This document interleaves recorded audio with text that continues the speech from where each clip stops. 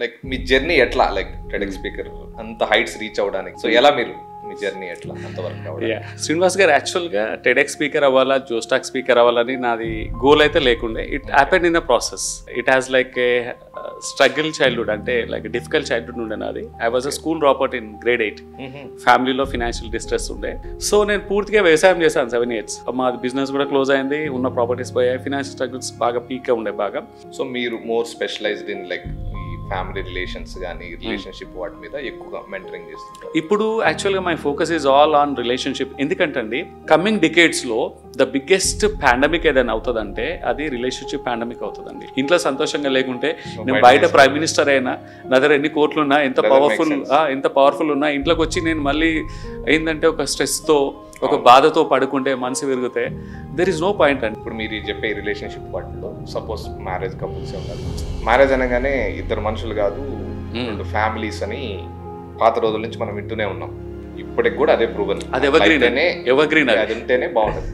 Nuclear ఫ్యామిలీకి joint ఫ్యామిలీకి differences ఈ రోజు వాళ్ళకి చెప్పగలరు? అబ్సల్యూట్లీ కరెక్ట్ అండి మీరు చెప్పింది, ముమ్మాటికి 100% కరెక్ట్. అది ఏంటంటే పెళ్ళి అనేది ఇద్దరు మనసులు, 2 సోల్స్ కలిసేది కాదు. వాళ్ళ బ్యాక్గ్రౌండ్ కలుస్తాయి, వాళ్ళ ఇమోషనల్ బ్యాగేజ్ కలుస్తుంది, వాళ్ళ వెనకాల ఫ్యామిలీస్ వస్తాయి.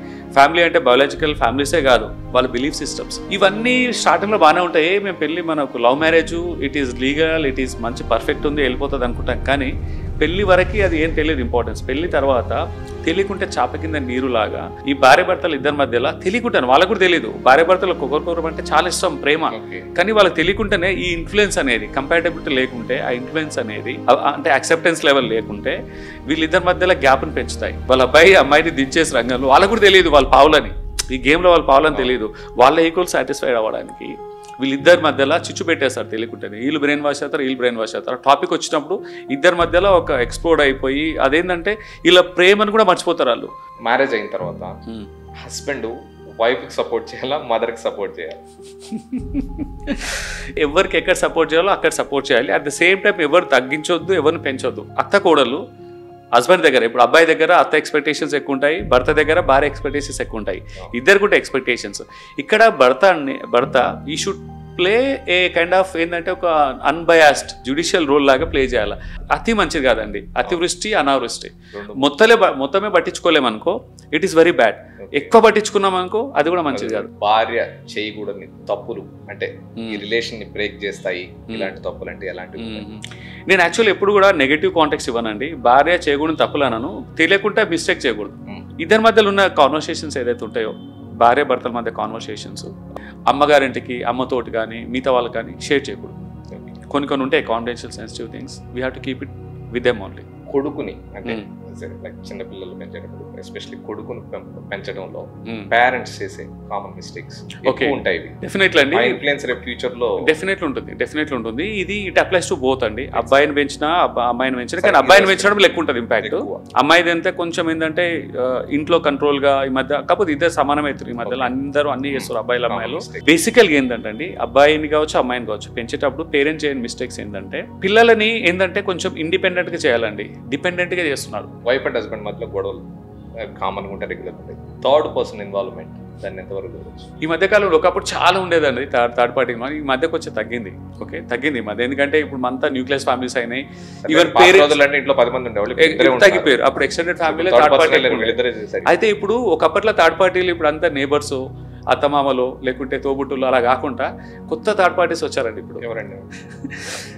సోషల్ మీడియాలో ఇన్ఫ్లుయెన్సర్స్ మధ్య ఎక్కువ చూస్తున్నాం వినేబోర్డు సోషల్ మీడియా అంటే influence what ever. Ego versus love, వీటి రెండింటిని ఎట్లా ట్రీట్ చేసుకోవాలి? చెప్పాలంటే ఈగో నెగటివ్ పర్సెప్షన్ ఉంది ముందు నుంచి. ఈగో అంటే నెగటివ్ ఉండకూడదు అంటారు, అండ్ లవ్ అనేది చాలా పాజిటివ్. ఓకే, ఇది మామూలుగా జనరల్ కన్సెప్షన్. కాకపోతే ఈగో కూడా చాలా ఇంపార్టెంట్ అండి లైఫ్ లో, కావాల్సిందే. ఈగో లేకుండా మనిషి బ్రతకలేడు. Ego is a survival instinct. Reality ఏదైనా ఉండని, నాకు నచ్చట్లేదు, అది నాకు నచ్చట్లేదు అంటే అది అవ్వకూడదు, నాకు నచ్చినట్టు అవ్వాలా.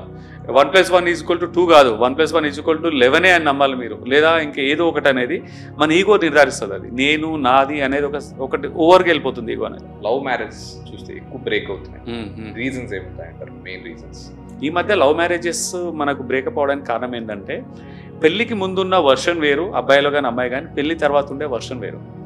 పెళ్ళికి ముందు they are wearing a mask of a good boy and good girl. లవర్ని జీవిత వుడ్ బీని చేసుకోబోయే వాళ్ళని మంచి చేసుకోవడానికి ఒక మంచి మాస్క్ వేసుకొని మంచుకుంటారు. తన కోపతాపాలను చేసుకుంటాడు. ఓకే, తనకున్న నెగిటివ్స్ని బయటికి చెప్పాడు, తనకున్న ట్రూ వర్షన్ న్యాచురల్ వర్షన్ బయటికి తీరప్పుడు.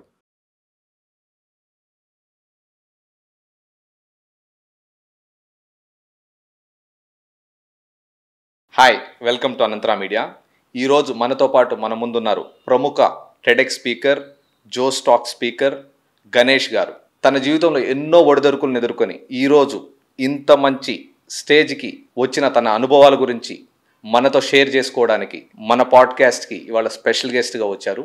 ఈ పాడ్కాస్ట్లో ఇదే కాకుండా పాత రోజుల్లో చెప్పినట్లు మ్యారేజ్ అంటే ఇద్దరు మనుషులు కాదు, 2 ఫ్యామిలీస్ అని, వాటి గురించి, పిల్లల పెంపకం లైక్ కొడుకు కావచ్చు, కూతురు కావచ్చు, పేరెంట్స్ ఎలా పెంచాలి రేపటి తరం కోసం, వాటి గురించి కానీ, రిలేషన్షిప్లో హెల్తీగా ఉండాలంటే ఎలాంటి జాగ్రత్తలు తీసుకోవాలి, లవ్ మ్యారేజెస్కి అరేంజ్డ్ మ్యారేజెస్కి డిఫరెన్సెస్, వీటన్నిటి గురించి ఎక్స్ప్లెయిన్ చేయడానికి మనతో పాటు మన ముందున్నారు గణేష్ గారు. హాయ్ గణేష్ గారు. హాయ్ అండి. హాయ్. మీరు ఇప్పుడు లైక్ టెడెక్స్ స్పీకర్గా ఉన్నారు, జోస్ టాక్ స్పీకర్గా ఉన్నారు. లైక్ మీ జర్నీ ఎట్లా, లైక్ టెడెక్స్ స్పీకర్ అంత హైట్స్ రీచ్ అవ్వడానికి? యూజువల్గా టెడెక్స్ స్పీకర్గా రీచ్ అవ్వాలన్నా, జోస్ టాక్ స్పీకర్గా రీచ్ అవ్వాలన్నా ఆల్మోస్ట్ చాలా హార్డ్ వర్క్ ఉంటుంది. సో ఎలా మీరు మీ జర్నీ ఎట్లా అంతవరకు రావడం? శ్రీనివాస్ గారు, యాక్చువల్గా టెడెక్స్ స్పీకర్ అవ్వాలా, జోస్ టాక్ స్పీకర్ అవ్వాలని నాది గోల్ అయితే లేకుండే. It happen in the process. Okay. So ఏంటంటే నేను మై జర్నీ అంటే it has like A struggle childhood, అంటే లైక్ డిఫికల్ట్ చైల్డ్హుడ్ ఉండే నాది. I was a school drop out in grade 8. ఫ్యామిలీలో ఫినాన్షియల్ డిస్ట్రెస్ ఉండే.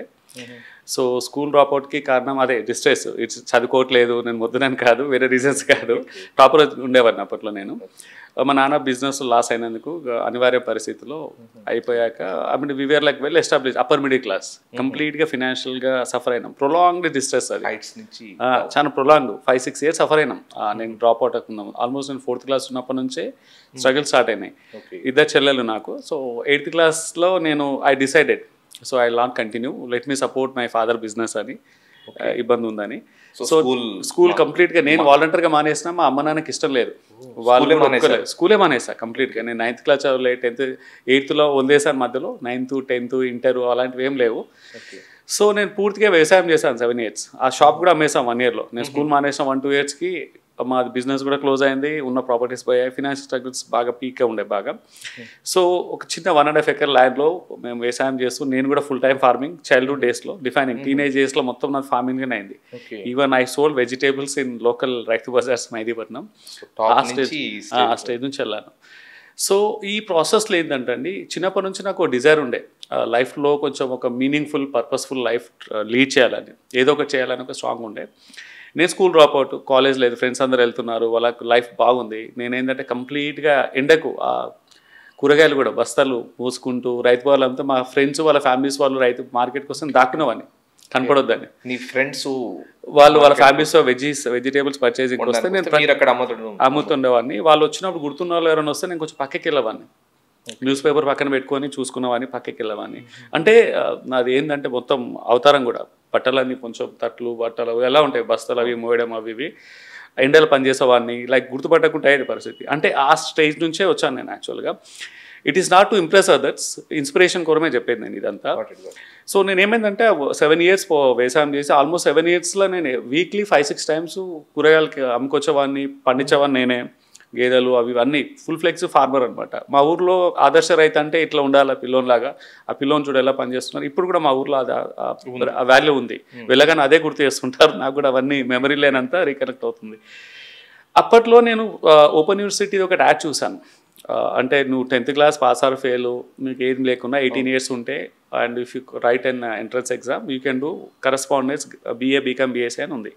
అది చూడగా నాకు ఐడియా వచ్చింది, why not to graduate in life.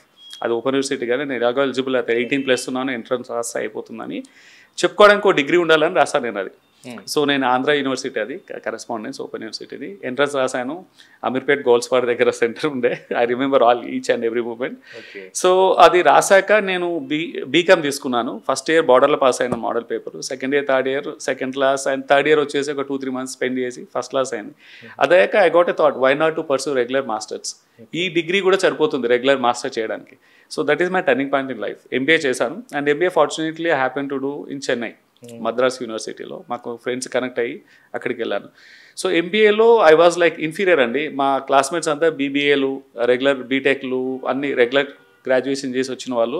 నాకు కమ్యూనికేషన్ ఉండేది కాదు, inferiority complex, public speaking fear, and emotional కూడా ఎదగలేను. వాళ్ళు అన్నీ చూసుకుంటూ వచ్చారు. నేను అంటే వ్యవసాయం చేస్తూ 8th class నుంచి డైరెక్ట్లీ ఎంబీఏ వరకు మధ్యలో చాలా స్ట్రగుల్స్, ఫోబియాస్, బిజినెస్ లాసెస్, అవన్నీ బ్యాగేజ్ ఉండే, చైల్డ్హుడ్ బ్యాగేజ్.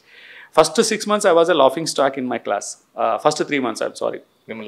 Laughing stock. నవ్వేవాళ్ళు. నేను ఏం లేకుండా నేను అన్ని ట్రై చేసేవాడిని. సెమినార్ ఇవ్వడానికి వెళ్ళేవాడిని. సెమినార్ ఇస్తే కూడా నాకు మాట్లాడానికి వచ్చేది కాదు. అయినా ట్రై చేసేవాడు. వణికేవాడిని, చెమటలు వచ్చేటివి.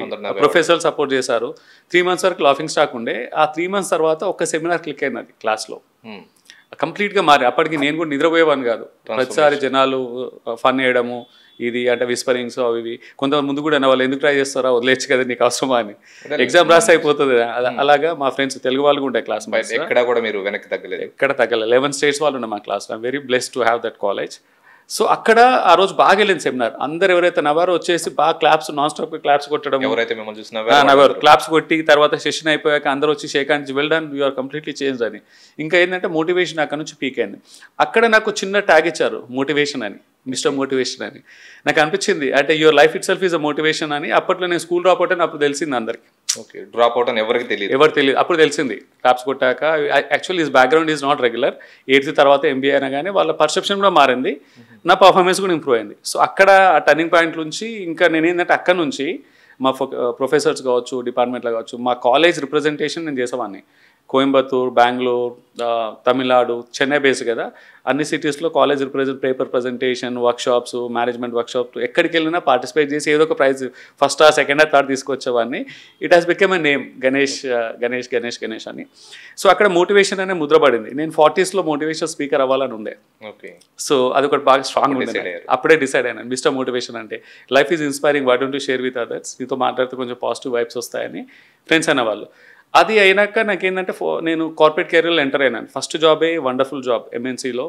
తర్వాత ఓవర్సీస్ ఒక 14-15 years ఓవర్సీస్లో జాబ్ చేశాను. 11 countries ఐ వర్క్డ్ నేను డిఫరెంట్ కంపెనీ. ఎక్కడికి వెళ్ళినా నాకు ఫుల్ఫిల్మెంట్ ఉండేది కాదు, సాటిస్ఫాక్షన్ ఉండేది కాదు. ఇంకేదో చేయాలి అంటే నాకు ఇంక్రిమెంట్స్ కాదు, ప్రమోషన్స్ వచ్చేవి, శాలరీ ఇంక్రిమెంట్స్ ఎక్కువ ఉండేవి. అయినా కానీ వెళ్తితనం, ఏదో చేయాలని. ఆ వేటర్లోనే I use to switch the jobs and industries. మంచి టాప్ పర్ఫార్మింగ్లో స్విచ్ అయ్యి చేస్తూ ఒకటి అన్ఫుల్ఫిల్మెంట్ అనేది ఉండేది, బాగా ఎంప్టీనెస్ అనేది. అదేంటంటే స్ట్రాంగ్గా మదర్ల్యాండ్ కనెక్ట్ అవ్వాలి, ఫార్మింగ్ చేయాలి, అండ్ డూ సంథింగ్ పర్పస్ఫుల్. జనాల లైఫ్ని కొంచెం ఇంపాక్ట్ చేయాలి, నాకు ఉన్న స్కిల్స్ని పంచాలి అని ఒక స్ట్రాంగ్ డిజైర్ ఉండే. సో దాంతో అండ్ బిజినెస్ చేయాలని ఉండే, ఆంటర్ప్రినర్ అవ్వాలని ఉండే. సో ఇండియాకి వచ్చేసి ఐ డిడ్ సమ్ స్టార్టప్స్. ఒకటి ఫెయిల్ అయింది, తర్వాత ఒకటి సక్సెస్ అయింది. లైక్ ఇవన్నీ స్ట్రగుల్స్ బాగుండే. ఇక్కడికి వచ్చాక కూడా 2018 April వచ్చాను నేను ఇండియాకి. ఆల్మోస్ట్ 8 years దగ్గరకు వస్తుంది. 8 years అయింది మొన్న ఏప్రిల్కి. సో ఇక్కడ నుంచి ఇక్కడికి వచ్చాక, ఇండియాకి వచ్చాక I started pursuing my speaking career, motivational speaker. తర్వాత చాలా మందికి ఏమైనా ట్రబుల్స్ అవి ఉంటే నేను అడ్వైస్ ఇచ్చేవాడిని, రిలేషన్షిప్ రిలేటెడ్ అది ఇది. Why don't you become a professional relationship coach అనే వాళ్ళు. So let me make it my profession to have more authority to reach more people అనేది రిలేషన్షిప్ కోచ్గా అయింది. 2020లో కోవిడ్ టైంలో I started writing my book life emptiness, నా experience. Okay, నా అప్పటికి నాది అరౌండ్ 2020 అంటే ఐ వాజ్ 42 years అరౌండ్. ఆ 42 years ఎక్స్పీరియన్స్ని షేర్ చేయాలి లైఫ్ ఫుల్ఫిల్మెంట్ మీద. యువర్ లైఫ్ గ్రాడ్యుయేషన్ అనేది బుక్ అది. It is all about leading a happy and fulfilled life అనమాట. ప్రతి ఒక్కరు ఏంటంటే కెరీర్ అని, లేకుంటే ఏదో ఒక దాని మీద పరిగెత్తుతుంటారు. ఏదో ఒకటి హెల్త్ మీదనే వెళ్తారు అబ్సెసివ్గా, ఫినాన్షియల్గా డిప్రూవ్ అవుతారు. కెరీర్ మీద వెళ్తారు, రిలేషన్షిప్ బ్రేక్ అయితే ఓన్లీ రిలేషన్షిప్ ప్రేమ అంటారు, ఫినాన్సెస్ ఉండవు. సో ఒకటి ఉంటే ఒకటి ఉండదు. లైఫ్లో ఒక 10 సబ్జెక్ట్స్ మ్యాండేటరీ అండి. 10 subjectsలో పాస్ అవ్వాలి లైఫ్ గ్రాడ్యుయేట్ అవ్వాలంటే. బుక్ పేరే లైఫ్ గ్రాడ్యుయేషన్. సో ఆ 10 subjects పాస్ అయినప్పుడే మనిషికి రిగ్రెట్స్ ఉండవు. హ్యాపీగా వెళ్తాడు. చనిపోయేటప్పుడు మనం ఏంటంటే ఎలాంటి వెల్తితనం ఉండదు, రిగ్రెట్స్ ఉండదు. ఈవెన్ స్టీవ్ జాబ్స్ లాంటి మహానుభావుడు, అంత పెద్ద ఎంపైర్ సెట్ చేసిన ఆయన చనిపోయేటప్పుడు రిగ్రెట్స్ తోటి, బాధతో, పశ్చాత్తాపంతో చనిపోయాడు. That is my turning point అండి బుక్ రాయడానికి. యాక్చువల్గా అది మా ట్రిగర్, అదే నా ఇన్స్పిరేషన్. ఆయన చనిపోయేటప్పుడు ఒకటే చెప్పాడు, నా దగ్గర ఎన్ని డబ్బులు ఉన్నాయి, నేనేం తీసుకెళ్ళట్లే. మనం చరిత్రలో ఎన్నో చూసాం, అలెగ్జాండర్ చనిపోయేటప్పుడు గొప్ప గొప్ప రాజులు, ఎంపరర్, సామ్రాజ్యం చేసిన వాళ్ళు కూడా చెప్పినప్పుడు మనం అది పురాణంలో వినే లైట్గా తీసుకున్నాం. మన కళ్ళ ముందు స్టీవ్ జాబ్ని చూసి, యాపిల్ ఫౌండర్, తను చూసి అంత 2 సార్లు క్యాన్సర్తో పోరాడాడు, చనిపోయాడు. అతని చివరి మాటలు ఏవైతున్నాయో బాగా టచ్ అయినాయి నాకు. సో అది ఇన్స్పిరేషన్తో లైఫ్ గ్రాడ్యుయేషన్ బుక్ రాశాను. So everyone we have to balance our life in all 10 areas. Longevity 90 years plus ఉన్న వాళ్ళంతా కంట్రీస్లో సోషల్ లైఫ్ చాలా హైగా ఉంది. యూరోపియన్ కంట్రీస్ ఉన్నాయి కొన్ని టాప్ 3లో. వాళ్ళ దగ్గర సోషల్ లైఫ్ అనేది హై ప్రయారిటీ, వాళ్ళకి స్ట్రెస్ అనేది తెలియదు, పంచుకుంటారు. So social life ads longevity. Social capital అంటా నేను. మనం ఏంటంటే ఫినాన్షియల్ క్యాపిటల్ ఎలా మనం జమ చేసుకుంటామో, ఇప్పుడు మనము అంటే ఉడుకు రక్తము, వయసు ఉంది, మనం అన్నీ తెలియదు మనకు. కొంచెం మనం రిటైరింగ్ అయ్యి స్లో డౌన్ అయినాక మనతో మాట్లాడే వాళ్ళు ఉండాలి, మనతో కనెక్ట్ అయ్యే వాళ్ళు ఉండాలి. ఇప్పుడు మనం ఇగ్నోర్ చేస్తే తర్వాత ఎవరు కనెక్ట్ అవ్వరు. అంతే మొక్కయ్య వంగని మానవ వంగుతుంది. తర్వాత అందరు డిస్టెన్స్ అయిపోయి ఆ ఇమోషనల్ కనెక్ట్ ఉండదు. స్టార్టింగ్ నుంచి జెన్జీకి, యంగ్స్టర్స్కి నేను చెప్పేది ఏంటంటే social capital is highest investment in your life. Health ఎంత ఇంపార్టెంట్, సోషల్ క్యాపిటల్ కూడా అంతే ఇంపార్టెంట్. నెట్వర్క్ అన్ని యాంగిల్స్, అంటే లైక్ అన్ని రకాలు ఉండాలి social life. It's not a spiritual అని కాదు, నీకే స్పోర్ట్స్లో కావచ్చు, లైక్ మోటివేషన్లో కావచ్చు, లైక్ ప్రేరణ ఇచ్చేది, ఇన్స్పిరేషన్ ఇచ్చే వాళ్ళు కావచ్చు, ఫ్రీగా పంచుకున్న క్లోజ్ ఫ్రెండ్స్ కావచ్చు. నా అనుకున్న వాళ్ళు ఒకరిద్దరని ఉండాలి. నీకు బాధ వేసినప్పుడు ఫ్రీగా పంచుకోవడం. ఆఫ్కోర్స్ లైఫ్ పార్ట్నర్ ఉంటారు, లైఫ్ పార్ట్నర్ కాకుండా బయట కూడా కొన్ని ఉంటాయి. ఇప్పుడు ఫ్రెండ్స్ ఇన్ రిప్లేస్మెంట్ ఉండదు. Life partner is life partner and friend is friend. Mentor ఉండాలి, నీ గైడ్ చేసే వాళ్ళు ఉండాలి. సో ఈ social capital important. Last and but not the least is philanthropic set, giving back to society, nature. మనము society నుంచి, మన ప్రకృతి నుంచి ఎన్నో తీసుకుంటాం, మనం తిరిగి మనం ఇవ్వాలి. అదేంటంటే మనం ఆక్సిజన్ పీల్చుకుంటున్నాం, మనం రిటర్న్ ఇస్తున్నాం, అనేది మొక్కలు ఆడుతున్నామా మనకు. అంటే మనము ఫిలాంథ్రఫీ అనగా చాలా మంది అనుకుంటారండి, నేను బాగా బిలియనీర్ కాదు చెక్కులు రాసి నీకే డొనేట్ చేయడానికి.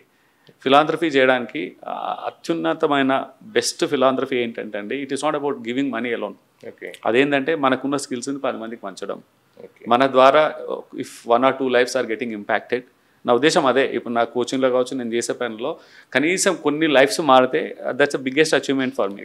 ఆ సాటిస్ఫాక్షన్, ఆ కంటెంట్మెంట్. ఇంకోటి మెటీరియల్ వాళ్ళతోటి డబ్బులు తీసుకురాని సంతోషము, సంతృప్తి, ఫుల్ఫిల్మెంట్ అంటాం కదా, అది ఫిలాంథ్రఫీతో వస్తుందండి.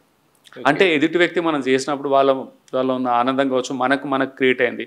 ఇవన్నీ చాలా ఇంపార్టెంట్. వీటన్నిటిలో ఏంటంటే అవ్వాలి. సో అక్కడ నుంచి స్టార్ట్ అయింది అది ఇది. తర్వాత అయిపోయాక నేను మోటివేషన్ స్పీకర్, తర్వాత రిలేషన్షిప్ కోచ్. ఈ మధ్యలోనే నాకు ఇన్విటేషన్స్ వచ్చాయి. టెడ్ టాక్స్ రెండు ఇచ్చాను, TED talks and Josh talks.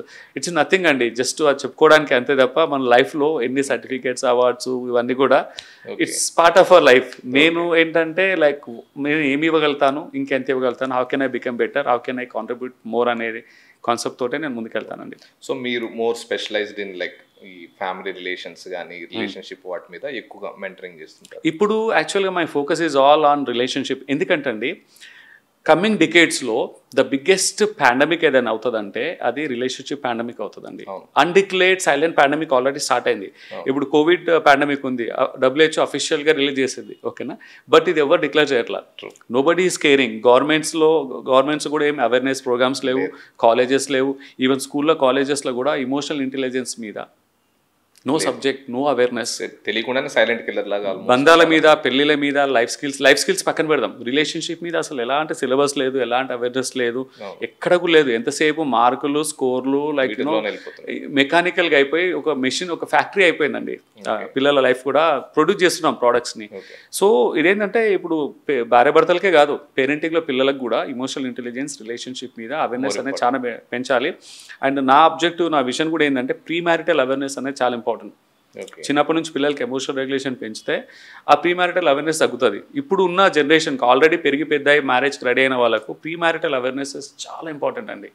అంటే లైఫ్ పార్ట్నర్లో కావాల్సి ఎలా ఉండాలి, లైఫ్ని ఎలా లీడ్ చేయాలి, రిలేషన్షిప్ని ఎలాగా హెల్తీగా నర్చర్ చేసుకోవాలి, అది. తర్వాత చిన్నపిల్లలు 5 years అండ్ అబోవ్ ఉన్న పిల్లలకి ఇప్పటి నుంచే కొంచెం మనం పేరెంటింగ్లో ఇమోషనల్ ఇంటెలిజెన్స్ ఆ రిలేషన్షిప్ ఇవ్వాలి. ఇది ఉంటేనే అండి ఇప్పుడు ఫ్యామిలీ సంతోషంగా ఉంటేనే సొసైటీ ప్రాస్పర్ అవుతుంది. సొసైటీ ప్రాస్పర్ అయితేనే కంట్రీ బాగుంటుంది, ఎంటైర్ ప్రపంచం బాగుంటుంది. ఎవ్రీథింగ్ స్టార్ట్స్ ఫ్రమ్ హోమ్ అండి. ఇంట్లో గెలిచి బయట గెలవాలంటారు కదా పెద్దలు అనేవాళ్ళు. ఇంట్లో సంతోషంగా లేకుంటే నేను బయట ప్రైమ్ మినిస్టర్ అయినా, నా దగ్గర ఎన్ని కోట్లు ఉన్నా, ఎంత పవర్ఫుల్ ఉన్నా, ఇంట్లోకి వచ్చి నేను మళ్ళీ ఏంటంటే ఒక స్ట్రెస్తో ఒక బాధతో పడుకుంటే మనసు విరిగితే దెర్ ఇస్ నో పాయింట్ అండి. ఎన్ని కోట్లు ఉన్నా, ఎంత పవర్ ఉన్నా, ఎంత అథారిటీ ఉన్నా, నేను బయట నాకు 10 మిలియన్ ఫాలోవర్స్ ఉన్నారు, పెద్ద ఇన్ఫ్లుయెన్సర్ అని, బట్ ఇంటికి వెళ్తే ఐఎమ్ నథింగ్. అలాంటి వెల్తితనం ఉంటే రిలేషన్షిప్ అనేది అది ఉంటేనే మిగతావన్నీ వచ్చేస్తాయండి. ఓకే, ఇప్పుడు మీరు చెప్పే రిలేషన్షిప్ వాటిల్లో సపోజ్ మ్యారేజ్ కపుల్సే ఉన్నారు. మ్యారేజ్ అనగానే ఇద్దరు మనుషులు కాదు, 2 ఫ్యామిలీస్ అని పాత రోజుల నుంచి మనం వింటూనే ఉన్నాం. ఇప్పటికి కూడా అదే ప్రూవెన్, అది ఎవగ్రీన్, అది ఉంటేనే బాగుంటుంది. సో న్యూక్లియర్ ఫ్యామిలీకి జాయింట్ ఫ్యామిలీకి డిఫరెన్సెస్ ఈ రోజు వాళ్ళకి చెప్పగలుగుతారు. ఇక్కడ మీరు 2 క్వశ్చన్స్ అడిగారండి. ఒకటి ఏంటంటే ఇది మ్యారేజ్ అంటే ఇద్దరు మనుషులు కలిసేదే కాదు, 2 ఫ్యామిలీస్ కనెక్ట్ అయ్యేది. అదొకటి. Nuclear and joint family and extended family అదొకటి. దానికి తర్వాత వద్దాము.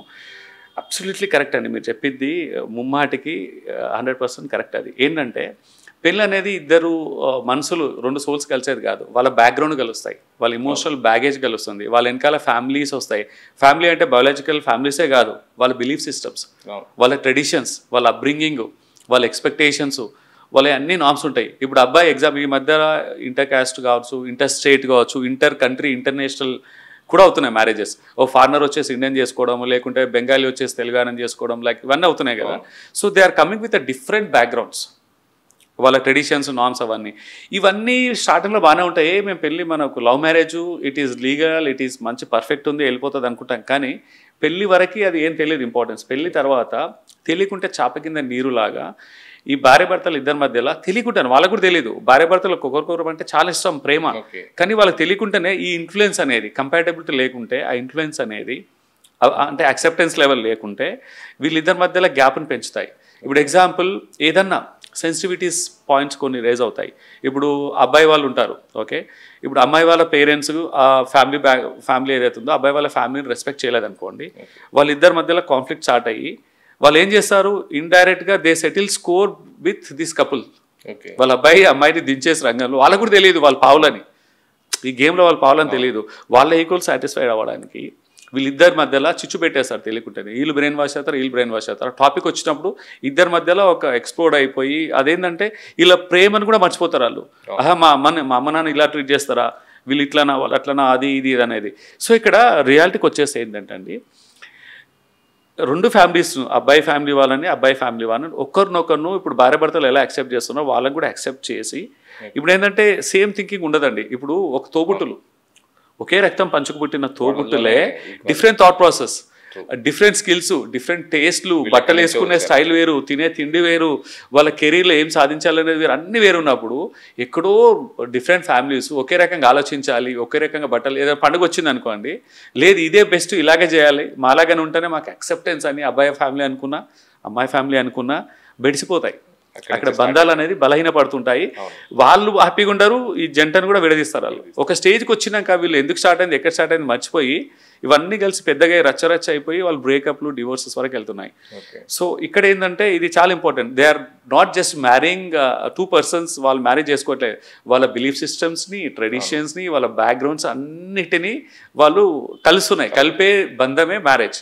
సో అలా కలిపినప్పుడు దాన్ని మనం ఓవరాల్గా హోలిస్టిక్ అవేర్నెస్ అండ్ యాక్సెప్టెన్స్ అనేది చాలా ఇంపార్టెంట్. మ్యారేజ్ అయిన తర్వాత హస్బెండ్ వైఫ్కి సపోర్ట్ చేయాలా, మదర్కి సపోర్ట్ చేయాలి? ఇద్దరికి సపోర్ట్ చేయాలండి. There should be a balance. ఎందుకంటే ఎవరికి ఎక్కడ సపోర్ట్ చేయాలో అక్కడ సపోర్ట్ చేయాలి. అట్ ద సేమ్ టైం ఎవరు తగ్గించొద్దు, ఎవరిని పెంచొద్దు. మోస్ట్ ఆఫ్ ద కేసెస్లో ఇదే ప్రాబ్లం ఎక్కువ, ఇదే అవుతుంది. అబ్సల్యూట్లీ అవుతుంది. ఇక్కడ ఏమవుతుందంటే అండి, యాక్చువల్గా అక్కడ అత్త కోడలు హస్బెండ్ దగ్గర, ఇప్పుడు అబ్బాయి దగ్గర అత్త ఎక్స్పెక్టేషన్స్ ఎక్కువ ఉంటాయి, భర్త దగ్గర భార్య ఎక్స్పెక్టేషన్స్ ఎక్కువ ఉంటాయి, ఇద్దరు కూడా ఎక్స్పెక్టేషన్స్. ఇక్కడ భర్త ఈ should play A kind of ఏంటంటే ఒక అన్బయాస్డ్, ఓకే, అన్బయాస్డ్ ఒక జ్యుడిషియల్ రోల్ లాగా ప్లే చేయాలి. అలాగని లాజికల్గా సెక్షన్స్ లాస్ పెట్టి ఆర్డర్ పెట్టడం కాదు. ఏంటంటే ఒక డిప్లొమాటిక్గా, ఇమోషనల్గా బ్యాలెన్స్ చేయడం ఇంపార్టెంట్. ఇమోషనల్గా నేను చెప్పేది. ఎందుకంటే అత్త ఎమోషన్స్ అటు కాకూడదు, వాళ్ళ భార్య అమ్మ ఎమోషన్స్ అండ్ భార్య ఎమోషన్స్ ఇద్దరు కూడా అట్ చేయాలి. ఇద్దరి మధ్యలో ఒక హెల్తీ బౌండరీస్ గీయడంలో రోల్ ఎవరిది తెలుసా అండి? అబ్బాయిరే. ఓకే, భర్తదే ఉంటుంది రోల్. అంటే ఒక హెల్తీ బౌండరీస్ అని ఉంటుంది. ఇప్పుడు భార్యకు కూడా ఒక బౌండరీ పెట్టాలి, హెల్తీ బౌండరీ. ఎక్స్పెక్టేషన్స్ ఉండాలి, but this is an healthy boundary. Anything అతి మంచిది కాదండి. అతివృష్టి అనావృష్టి మొత్తమే పట్టించుకోలేమనుకో, ఇట్ ఈస్ వెరీ బ్యాడ్. ఎక్కువ పట్టించుకున్నాం అనుకో, అది కూడా మంచిది కాదు. రెండు మంచిది కాదు. హెల్తీ బౌండరీస్ గీసేసి, ఇప్పుడు ఏంటంటే అమ్మకిచ్చే మర్యాద, ఎందుకంటే కనీ పెంచి పెద్దగా చేసి ఒక స్థాయికి తెచ్చి ఇప్పుడు ఒక భర్తగా తయారు చేసింది అమ్మనే కదా ఇచ్చింది. సో మనం మరవలేం ఆ సేవ అనేది, ఆ గ్రాటిట్యూడ్ అనేది మనం లైఫ్ టైం చూపించాల్సింది. తను అంటే చివరి వరకు చూపించాల్సిందే. భార్య లైఫ్ టైం జర్నీ చేస్తుంది, బిగ్గెస్ట్ జర్నీ. నెక్స్ట్ లెగసీకి పునాది వేస్తుంది, పిల్లలు, పేరెంటింగ్, అవన్నీ. వాళ్ళకున్న విలువ వాళ్ళకే ఉండాలి. ఇద్దరికి ఇచ్చే వాల్యూ ఇచ్చినప్పుడు, వాళ్ళిద్దరి మధ్యలో ఏదైనా కాన్ఫ్లిక్ట్ వచ్చినప్పుడు కూడా భర్త ప్రొయాక్టివ్గా ముందే పసిగట్టి వాటిని డీఎస్కలేట్ చేయాలి. ఎస్కలేషన్ పెంచకూడదు. తెలియకుంటే చాలా మంది ఏం చేస్తారంటే, చాలా మంది భర్త తెలియకుంటేనే ఇంకా పెంచి పోషిస్తారు అది విభేదాలని. వాళ్ళకి కావాలని కాదు, తెలియకుండానే. సో ఒకరికొకరు తెలియకుంటే, అత్త కోడలు భర్త వీళ్ళు ఉంటారు కదా, ఒకరికొకరు తెలియకుంటేనే గొడవను పెంచి పోషించుకుంటారు దాన్ని. ఇప్పుడు ఏదన్నా ఫైర్ అయిందండి, యాక్సిడెంట్ అయింది, అది ఆగాలంటే ఏం చేయాలండి? దాన్ని ఏంటంటే అంటే డోజింగ్ చేసేది కావాలి, ఏదన్నా అంటే ఆపేది కావాలి. నీళ్ళేయచ్చు, లేదంటే ఏదన్నా చేయాలి. దాంట్లో మళ్ళీ పెట్రోల్ వేసినా, ఏదైనా ఫ్యూయల్ వేస్తే, ఇన్ఫ్లమేటరీ ఏదైనా వేసామనుకో పెరుగవుతుంది. తెలియకుంటే అందరు అదే వేస్తున్నారండి. సో ఏంటంటే ఎక్కడ మనం తగ్గాలో ఎక్కడ నెగ్గాలో తెలియాలి ఏది అబ్బాయికి. ఇది వాళ్ళ భార్య దగ్గర కూడా ఉండాలి. ఇంకొకటి అండి, అత్త కోడల మధ్యలో జనరేషన్ గ్యాప్ ఉంటుంది. మినిమం 20-25 years గ్యాప్ ఉంటుంది. సో వాళ్ళ మైండ్ సెట్ వీళ్ళ మైండ్ సెట్ చేంజ్ ఉంటుంది. ఎందుకంటే ఇప్పుడు ఎగ్జాంపుల్ తీసుకుందాము, ఒక టీనేజ్ పిల్లలు ఉన్న అబ్బాయి కావచ్చు, అమ్మాయి, టీనేజ్ అబ్బాయో అమ్మాయో, వాళ్ళ అమ్మకి ఆ టీనేజ్ పిల్లలకి హ్యూజ్ గ్యాప్ ఉంటుందండి. మీకు చూస్తాం, ప్రతి ఫ్యామిలీలో చూస్తాం. ఎందుకంటే టీనేజ్లో అవన్నీ కొంచెం కొంచెం రివోల్ట్గా, రెబల్గా, థాట్ ప్రాసెస్ డిఫరెంట్గా ఉంటుంది. పేరెంట్స్ వేరే ఉంటారు. సో ఒక 15-20 సంవత్సరాలకే అట్లా ఉన్నప్పుడు, 15-20-25 సంవత్సరాలు, ఒక 30 సంవత్సరాలు అనుకుందాము. సో ఇక్కడ ఈ గ్యాప్ అనేది ఉంటుంది డెఫినెట్లీ. ఆ గ్యాప్ని ఏం చేయాలంటే వీళ్ళు అర్థం చేసుకోవాలి. ఎవరు? అత్తగారు, పెద్ద ఆవిడ, వాళ్ళు అర్థం చేసుకోవాలి. ఒకవేళ వాళ్ళు అర్థం చేసుకోకుండా భార్య కూడా అర్థం చేసుకోవాలి. ఇద్దరికి ఇది తెలియాలి. యాక్చువల్గా ఏంటంటే అవేర్నెస్ అనేది బిల్డ్ చేసుకోవాలి. అది బిల్డ్ చేసుకుంటే, అంటే ఇద్దరి మధ్యలో గ్యాప్ ఉంది, వాళ్ళ నమ్మకం అది. నేను ఆ నమ్మకాన్ని మార్చను, కానీ ఆ నమ్మకాన్ని రెస్పెక్ట్ ఇస్తానంటే చాలు. ఇప్పుడు కోడలు ఉంది, తనకు ఆ నమ్మకం, నేను ఇలా పూజ ఇలా చేస్తాను, నాది ఏంటంటే సాంప్రదాయం ఇలా, నేను ఇలా ఇల్లుని ఇలా సర్దుతాను, ఇలా ఉంటుందంటే లెటర్ డూ అన్నట్టు ఓన్ వే. అదేం రాకెట్ సైన్స్ కాదు. ఇప్పుడు ఒక వస్తువు ఇట్లా పెట్టేది ఇట్లా పెట్టినా, ఈ మూలకు పెట్టేది ఈ మూలకు పెట్టినా, దాంట్లో ఒరిగేది ఏముండదండి. ఇది నేను గెలవాలి, నా ఈగోనే గెలవాలి అన్నప్పుడే ప్రాబ్లం అవుతుంది. అది ఎక్కడైనా ఉండని, కానీ వాళ్ళు రెస్పెక్ట్ చేయాలి. అక్కడ ఏంటంటే ప్రాబ్లం ఎక్కడ పెట్టడం అని కాదు, నేను నెగ్గానా నువ్వు నెగ్గావా, నువ్వు తగ్గినవా నేను తగ్గినా, ఇవి మన కాన్ఫ్లిక్ట్ ఎస్కలేషన్ అవుతాయి. సో ఆ గ్యాప్ని వాళ్ళు ఇద్దరు అర్థం చేసుకోవడం, భర్త రోల్ ప్లే చేయడం, హెల్తీ బౌండరీస్ గీయడము, అండ్ ఇమోషనల్గా కొంచెం ఇద్దరికి సపోర్ట్ చేసి ఆ హెల్తీ బౌండరీస్ గీసినప్పుడు ఈ ప్రాబ్లం చాలా వరకు తగ్గుతాయి. ఎవరు ఎక్కువ కాదండి, ఎవరికి వాళ్ళే చాట్. అంటే యూజువల్గా ఫ్యామిలీ లైఫ్లో భార్య చేయకూడని తప్పులు, అంటే ఈ రిలేషన్ ని బ్రేక్ చేస్తాయి, ఇలాంటి తప్పులు అంటే ఎలాంటివి? నేను యాక్చువల్లీ ఎప్పుడు కూడా నెగటివ్ కాంటెక్స్ట్ ఇవ్వనండి. భార్య చేయకూడని తప్పులు అనను, తెలియకుండా మిస్టేక్ చేయకూడదు. That's what I feel. ఎందుకంటే భార్యలో మనోభావాలు కూడా దెబ్బతింటాయి. ఇప్పుడు మనం చెప్పేటివన్నీ తప్పులు కావు, తెలియకుంటే చేసే మిస్టేక్స్, మీరు తెలియకుంటే చేసే మిస్టేక్స్. ఇప్పుడు ఏంటంటే అండి, భార్య అండ్ భర్త సైకలాజికల్గా డిఫరెంట్. భార్యకి ఎప్పుడు ఇమోషనల్గా బాగా ఇమోషనల్ డ్రివెన్ ఉంటుంది, లాజికల్ డ్రివెన్ ఉంటాడు. భర్తకి ఎప్పుడు బయట రెస్పెక్ట్ కోరుకుంటాడు, సొసైటీలో రెస్పెక్ట్ కోరుకుంటాడు, ఇంట్లో భార్య దగ్గర కూడా రెస్పెక్టే కోరుకుంటాడు. ఎందుకంటే ఈజ్ కండిషన్ లైక్ దట్. ఎప్పుడైతే భర్తకి రెస్పెక్ట్ ఉండదో ఇంట్లో, అక్కడ గొడవలు చాలా స్టార్ట్ అవుతాయండి. అంటే భార్యకు కొన్ని విషయాలు భర్త చేసే పనులు నచ్చకున్నా ప్రాక్టికల్గా కొన్ని అవుతాయి. ఇప్పుడు భర్త చేసే పనులు కొన్ని భార్యకు నచ్చవు. అలాంటప్పుడు దాన్ని కన్వే చేయడము, సర్దిద్దుకోవడం ఒక ఆప్షన్ అయితే, నువ్వు రెస్పెక్ట్ చేయకుండా డైరెక్ట్లీ వేలెత్తి డీరెస్పెక్ట్ చేసినప్పుడు ప్రాబ్లం అవుతుంది. సో భార్య పొరపాటున కూడా తెలియకుండా కూడా భర్తని రెస్పెక్ట్ చేయకుండా ఉండకూడదు, రెస్పెక్ట్ చేయాలి. పర్టికులర్ నలుగురిలో, ఒక 4-5 ఇంటి వాళ్ళ దగ్గర కావచ్చు, బయట నేబర్హుడ్ దగ్గర కావచ్చు, సోషల్ సెటప్ ఒక ఫంక్షన్లో కావచ్చు, భార్య భర్తకు వాల్యూ ఇచ్చినప్పుడు, రెస్పెక్ట్ ఇచ్చినప్పుడు, అప్పుడు ఏమైతే భర్త కూడా కరిగి తగ్గి వచ్చేసి ఆయన తప్పులను రియలైజ్ అయ్యే ఛాన్సెస్ ఉంటాయి. లేకుంటే ఏమైతే ఆయన తప్పులు ఒప్పుకోడు, ఫస్ట్ థింగ్ రెస్పెక్ట్ చేయకుంటే, నేను చేసింది కరెక్టే, నేను భర్తనని ఇంకా నెక్స్ట్ లెవెల్కి వెళ్ళిపోతుంది. నాకు రెస్పెక్ట్ ఇవ్వలేననే ప్రయారిటీ అవుతుంది. ఆయన చేసిన తప్పు సెకండ్ అయిపోతుంది, తప్పు ఒప్పు అని పక్కకి వెళ్ళిపోతాయి. నాకు రెస్పెక్ట్ ఇవ్వలేదు, నన్ను ఇన్సల్ట్ చేసావు, అదే పెద్దగా అవుతుంది టాపిక్. ఇది ఒకటండి. రెండోది ఏంటంటే అండి, యాక్చువల్గా ఇద్దరి మధ్యలో ఉన్న కాన్వర్సేషన్స్ ఏదైతే ఉంటాయో, భార్య భర్తల మధ్య కాన్వర్సేషన్స్, అవి అమ్మగారింటికి, అమ్మతోటి కానీ మిగతా వాళ్ళకి కానీ షేర్ చేయకూడదు. కొన్ని ఉంటాయి confidential sensitive things, we have to keep it with them only. బయట చేయకూడదు. ఓకే. అండ్ డిసిషన్స్ ఉంటాయి, కొన్ని డిసిషన్స్ ఫినాన్షియల్ డిసిషన్స్ కావచ్చు, ఇంకేమైనా ఉంటాయి కదా. అదేంటంటే పర్టికులర్ ఫినాన్షియల్ డిసిషన్స్ ఇది ఇద్దరికి అప్లై అవుతుంది, భార్యకి భర్తకి ఇద్దరికి అప్లై అవుతుంది. సోలోగా తీసుకోకూడదు. నాకు తెలుసు కదా, నేను సంపాదిస్తున్నా కదా, లేకుంటే భర్త ఇద్దరు ఒకరే సంపాదించిన కానీ తీసుకోకూడదు. ఎందుకంటే ఇది ఒక ఫ్లాష్ అది ట్రిగర్ పాయింట్ అవుతుంది గొడవలకి. అదేంటంటే కొన్ని సెన్సిటివ్ విషయాలు లాంగ్ టర్మ్ రిలేటెడ్ ఏమైనా ఉన్నాయి, ఇన్వెస్ట్మెంట్ కావచ్చు, డబ్బుల రిలేటెడ్ ఫినాన్సెస్ కావచ్చు, ఈ విషయంలో ఏంటంటే ఇద్దరు డిస్కస్ చేసి తీసుకోవాలి డిసిషన్. చాలా మంది ఏంటంటే నేను తీసుకున్నది రైటే చేసేస్తాను, తర్వాత అక్కడ తీసుకున్నది రైటే కావచ్చు, భార్య తీసుకున్న డిసిషన్ రైటే ఉండొచ్చు, కానీ భర్తకు తెలియకుండా తీసుకున్నప్పుడు ఏమవుతుంది అంటే అక్కడ మనోభావం దెబ్బతిందో, ఆయనకి ఇంకో బెటర్ ఆప్షన్ కూడా ఉండొచ్చు. అయితే విన్ విన్ సిచ్యువేషన్ అంటే నన్ను లెక్క పెట్టలేదు, నన్ను తగ్గించారన్న ఒక ఇది వెళ్తుంది. తర్వాత పేరెంటింగ్ విషయంలో కూడా అండి చాలా మంది నేనే నెగ్గాలి అంటే నా స్టైల్లోనే పెంచాలని వెళ్ళకూడదు. ఇది వన్ ఆఫ్ ద రీజన్. ఇక్కడ ఏమవుతుందంటే ఇక్కడ పిల్లల దగ్గర కూడా చనువు అయిపోతారు బాగా. ఇది ఆ పేరెంటింగ్లో ఇద్దరు భార్య భర్తలు కొట్లాడితే పిల్లలు ఎవరి మాట విన్నారు, పేరెంట్స్ మీద రెస్పెక్ట్ పోతుంది, పిల్లలు కూడా పాడవుతారు. పెరిగి పెద్దగయ్యాక వాళ్ళు కూడా వాళ్ళకు అంటే మైండ్ సెట్ అనేది హెల్తీ మైండ్ సెట్ రాదు. కొంచెం ఏంటంటే గ్యాప్స్, లూప్ హోల్స్, వాళ్ళు కూడా ఏంటంటే ఒక తెలియకుండా ట్రామాటిక్ సిచ్యువేషన్లో వెళ్ళిన వాళ్ళు కూడా ఉన్నారు. చిన్న చిన్న గొడవలు పేరెంట్స్ అటు వాళ్ళు పెరిగి పెద్ద అయ్యేటప్పుడు పేరెంట్స్ పడే చిన్న చిన్న గొడవలు పిల్లల మైండ్లో ఒక పెద్ద ఫోబియాలు, ఒక ట్రామాటిక్ సిచ్యువేషన్స్ అయితే వాళ్ళ మీద ఇంపాక్ట్ అవుతుంది. ఇంకో మంది చాలా మంది ఏం చేస్తారంటే అండి యాక్చువల్గా ఏదైనా గొడవలు ఉంటే, భార్య భర్తల మధ్య గొడవలు ఉంటే నలుగురు ముందు కొట్లాడతాం, పర్టికులర్గా నేబర్స్ దగ్గర, నేబర్స్ ముందు, ఇంట్లో ముందు అసలు కాదు, థర్డ్ పర్సన్ ముంగట దే విల్ టేక్ అడ్వాంటేజ్. ఒక లాఫింగ్ స్టాక్ లాగా, ఒక ఫన్ ఫ్యాక్టర్ లాగా అవుతుంది. మీ ఇద్దరి మధ్యలో భేదాభిప్రాయాలు ఉంటే గొడవపడండి, హెల్తీగా లోపటే గొడవపడండి, but not directly in front of others. Wait చేయండి. ఆయన తర్వాత ఇంకోటి ఏంటంటే అది ఇద్దరికి అప్లై అవుతాయి. ఇప్పుడు నేను చెప్పేది ఆల్మోస్ట్ అన్ని కొన్ని ఇద్దరు కూడా అప్లై అవుతాయి. ఇంకోటి ఏంటంటే యాక్చువల్గా ఏదైనా ప్రాబ్లం ఉన్నప్పుడు ఆ ప్రాబ్లం మీద పెట్టాలి ఫోకస్, పర్సన్ మీద తీసుకురాకూడదు. నీ వల్లనే ఏంది, నువ్వే చేస్తావు, అది ఇది కావచ్చు. ఫోకస్ అంతా ప్రాబ్లం మీద పోవాలా, ప్రాబ్లమ్ని ఎలా అవాయిడ్ చేయొచ్చు, ఎలా అవాయిడ్ చేయాల్సింది, మనం నెక్స్ట్ ఎలా అవాయిడ్ చేద్దాం, అలాగ ఉండాలి. ఇద్దరం కలిసి ఎలా ట్రీట్ చేయాలి అట్లే ఉండాలి తప్ప తప్పు లెక్క పెట్టొద్దు. నువ్వు ఇది చేసావు, నేను అది చేశాను, టిట్ ఫర్ టాట్, నువ్వు చేయలేదా తప్పు అని. ఒక తప్పును ఐడెంటిఫై అవ్వగానే తప్పు కాదు, అయ్యో ఐఎమ్ సారీ అది మిస్టేక్ అయిందని ఒకరంటే ఒకరు ఫస్ట్ ఆ సారీ చెప్తే అది తగ్గిపోతుంది. ఆడ నువ్వు తప్పు చేస్తా, నువ్వు చేయలేదా తప్పు, లాస్ట్ మంత్ ఏం చేసావు, నువ్వు 10 చేసావు, నేను ఒకటే చేసినాను, ఇది లెక్కలు సెటిలింగ్ వెళ్ళిపోతుంది, score become never ending game. చెప్పుకుంటూ పోతే చాలా ఉన్నాయండి. అండ్ ఇంకొకటి కొడుకుని అంటే లైక్ చిన్నపిల్లలు పెంచేటప్పుడు ఎస్పెషల్లీ కొడుకుని పెంచడంలో పేరెంట్స్ చేసే కామన్ మిస్టేక్స్ ఎక్కువ ఉంటాయి. డెఫినెట్లీ అండి, ఇన్ఫ్లుయెన్స్ రేపు ఫ్యూచర్లో డెఫినెట్లీ ఉంటుంది. ఇది ఇట్ అప్లైస్ టు బోత్ అండి. అబ్బాయిని పెంచినా అమ్మాయిని పెంచినా, కానీ అబ్బాయిని పెంచడం లెక్క ఉంటుంది ఇంపాక్ట్. అమ్మాయిది అంతే కొంచెం ఏంటంటే ఇంట్లో కంట్రోల్గా ఈ మధ్య, కాకపోతే ఇద్దరు సమానమవుతారు ఈ మధ్యలో, అందరూ అన్నీ చేస్తారు అబ్బాయిలు అమ్మాయిలు. బేసికల్గా ఏంటంటే అండి అబ్బాయిని కావచ్చు అమ్మాయిని కావచ్చు పెంచేటప్పుడు పేరెంట్స్ చేయని మిస్టేక్స్ ఏంటంటే పిల్లలని ఏంటంటే కొంచెం ఇండిపెండెంట్గా చేయాలండి, డిపెండెంట్గా చేస్తున్నారు. చాలా వరకు ఏం చేస్తున్నారంటే నీకెందుకు నాన్న నేను చేసి పెడతానులే అని, చివరికి హోంవర్క్స్ కూడా పేరెంట్సే చేసేస్తున్నారండి. వాడిని ఇబ్బందికి పెట్టడం ఎందుకు, వాడు టీవీ చూస్తున్నాడు, వాడు సతాయిస్తున్నాడు, ఇబ్బంది పెడుతున్నాడు, పర్లేదు నేను చేసేస్తాను ఒక స్టేజ్ వచ్చేసరికి వాడు హోంవర్క్ చేయడు, ఇంకా అబ్బాయి కానీ అమ్మాయి కానీ.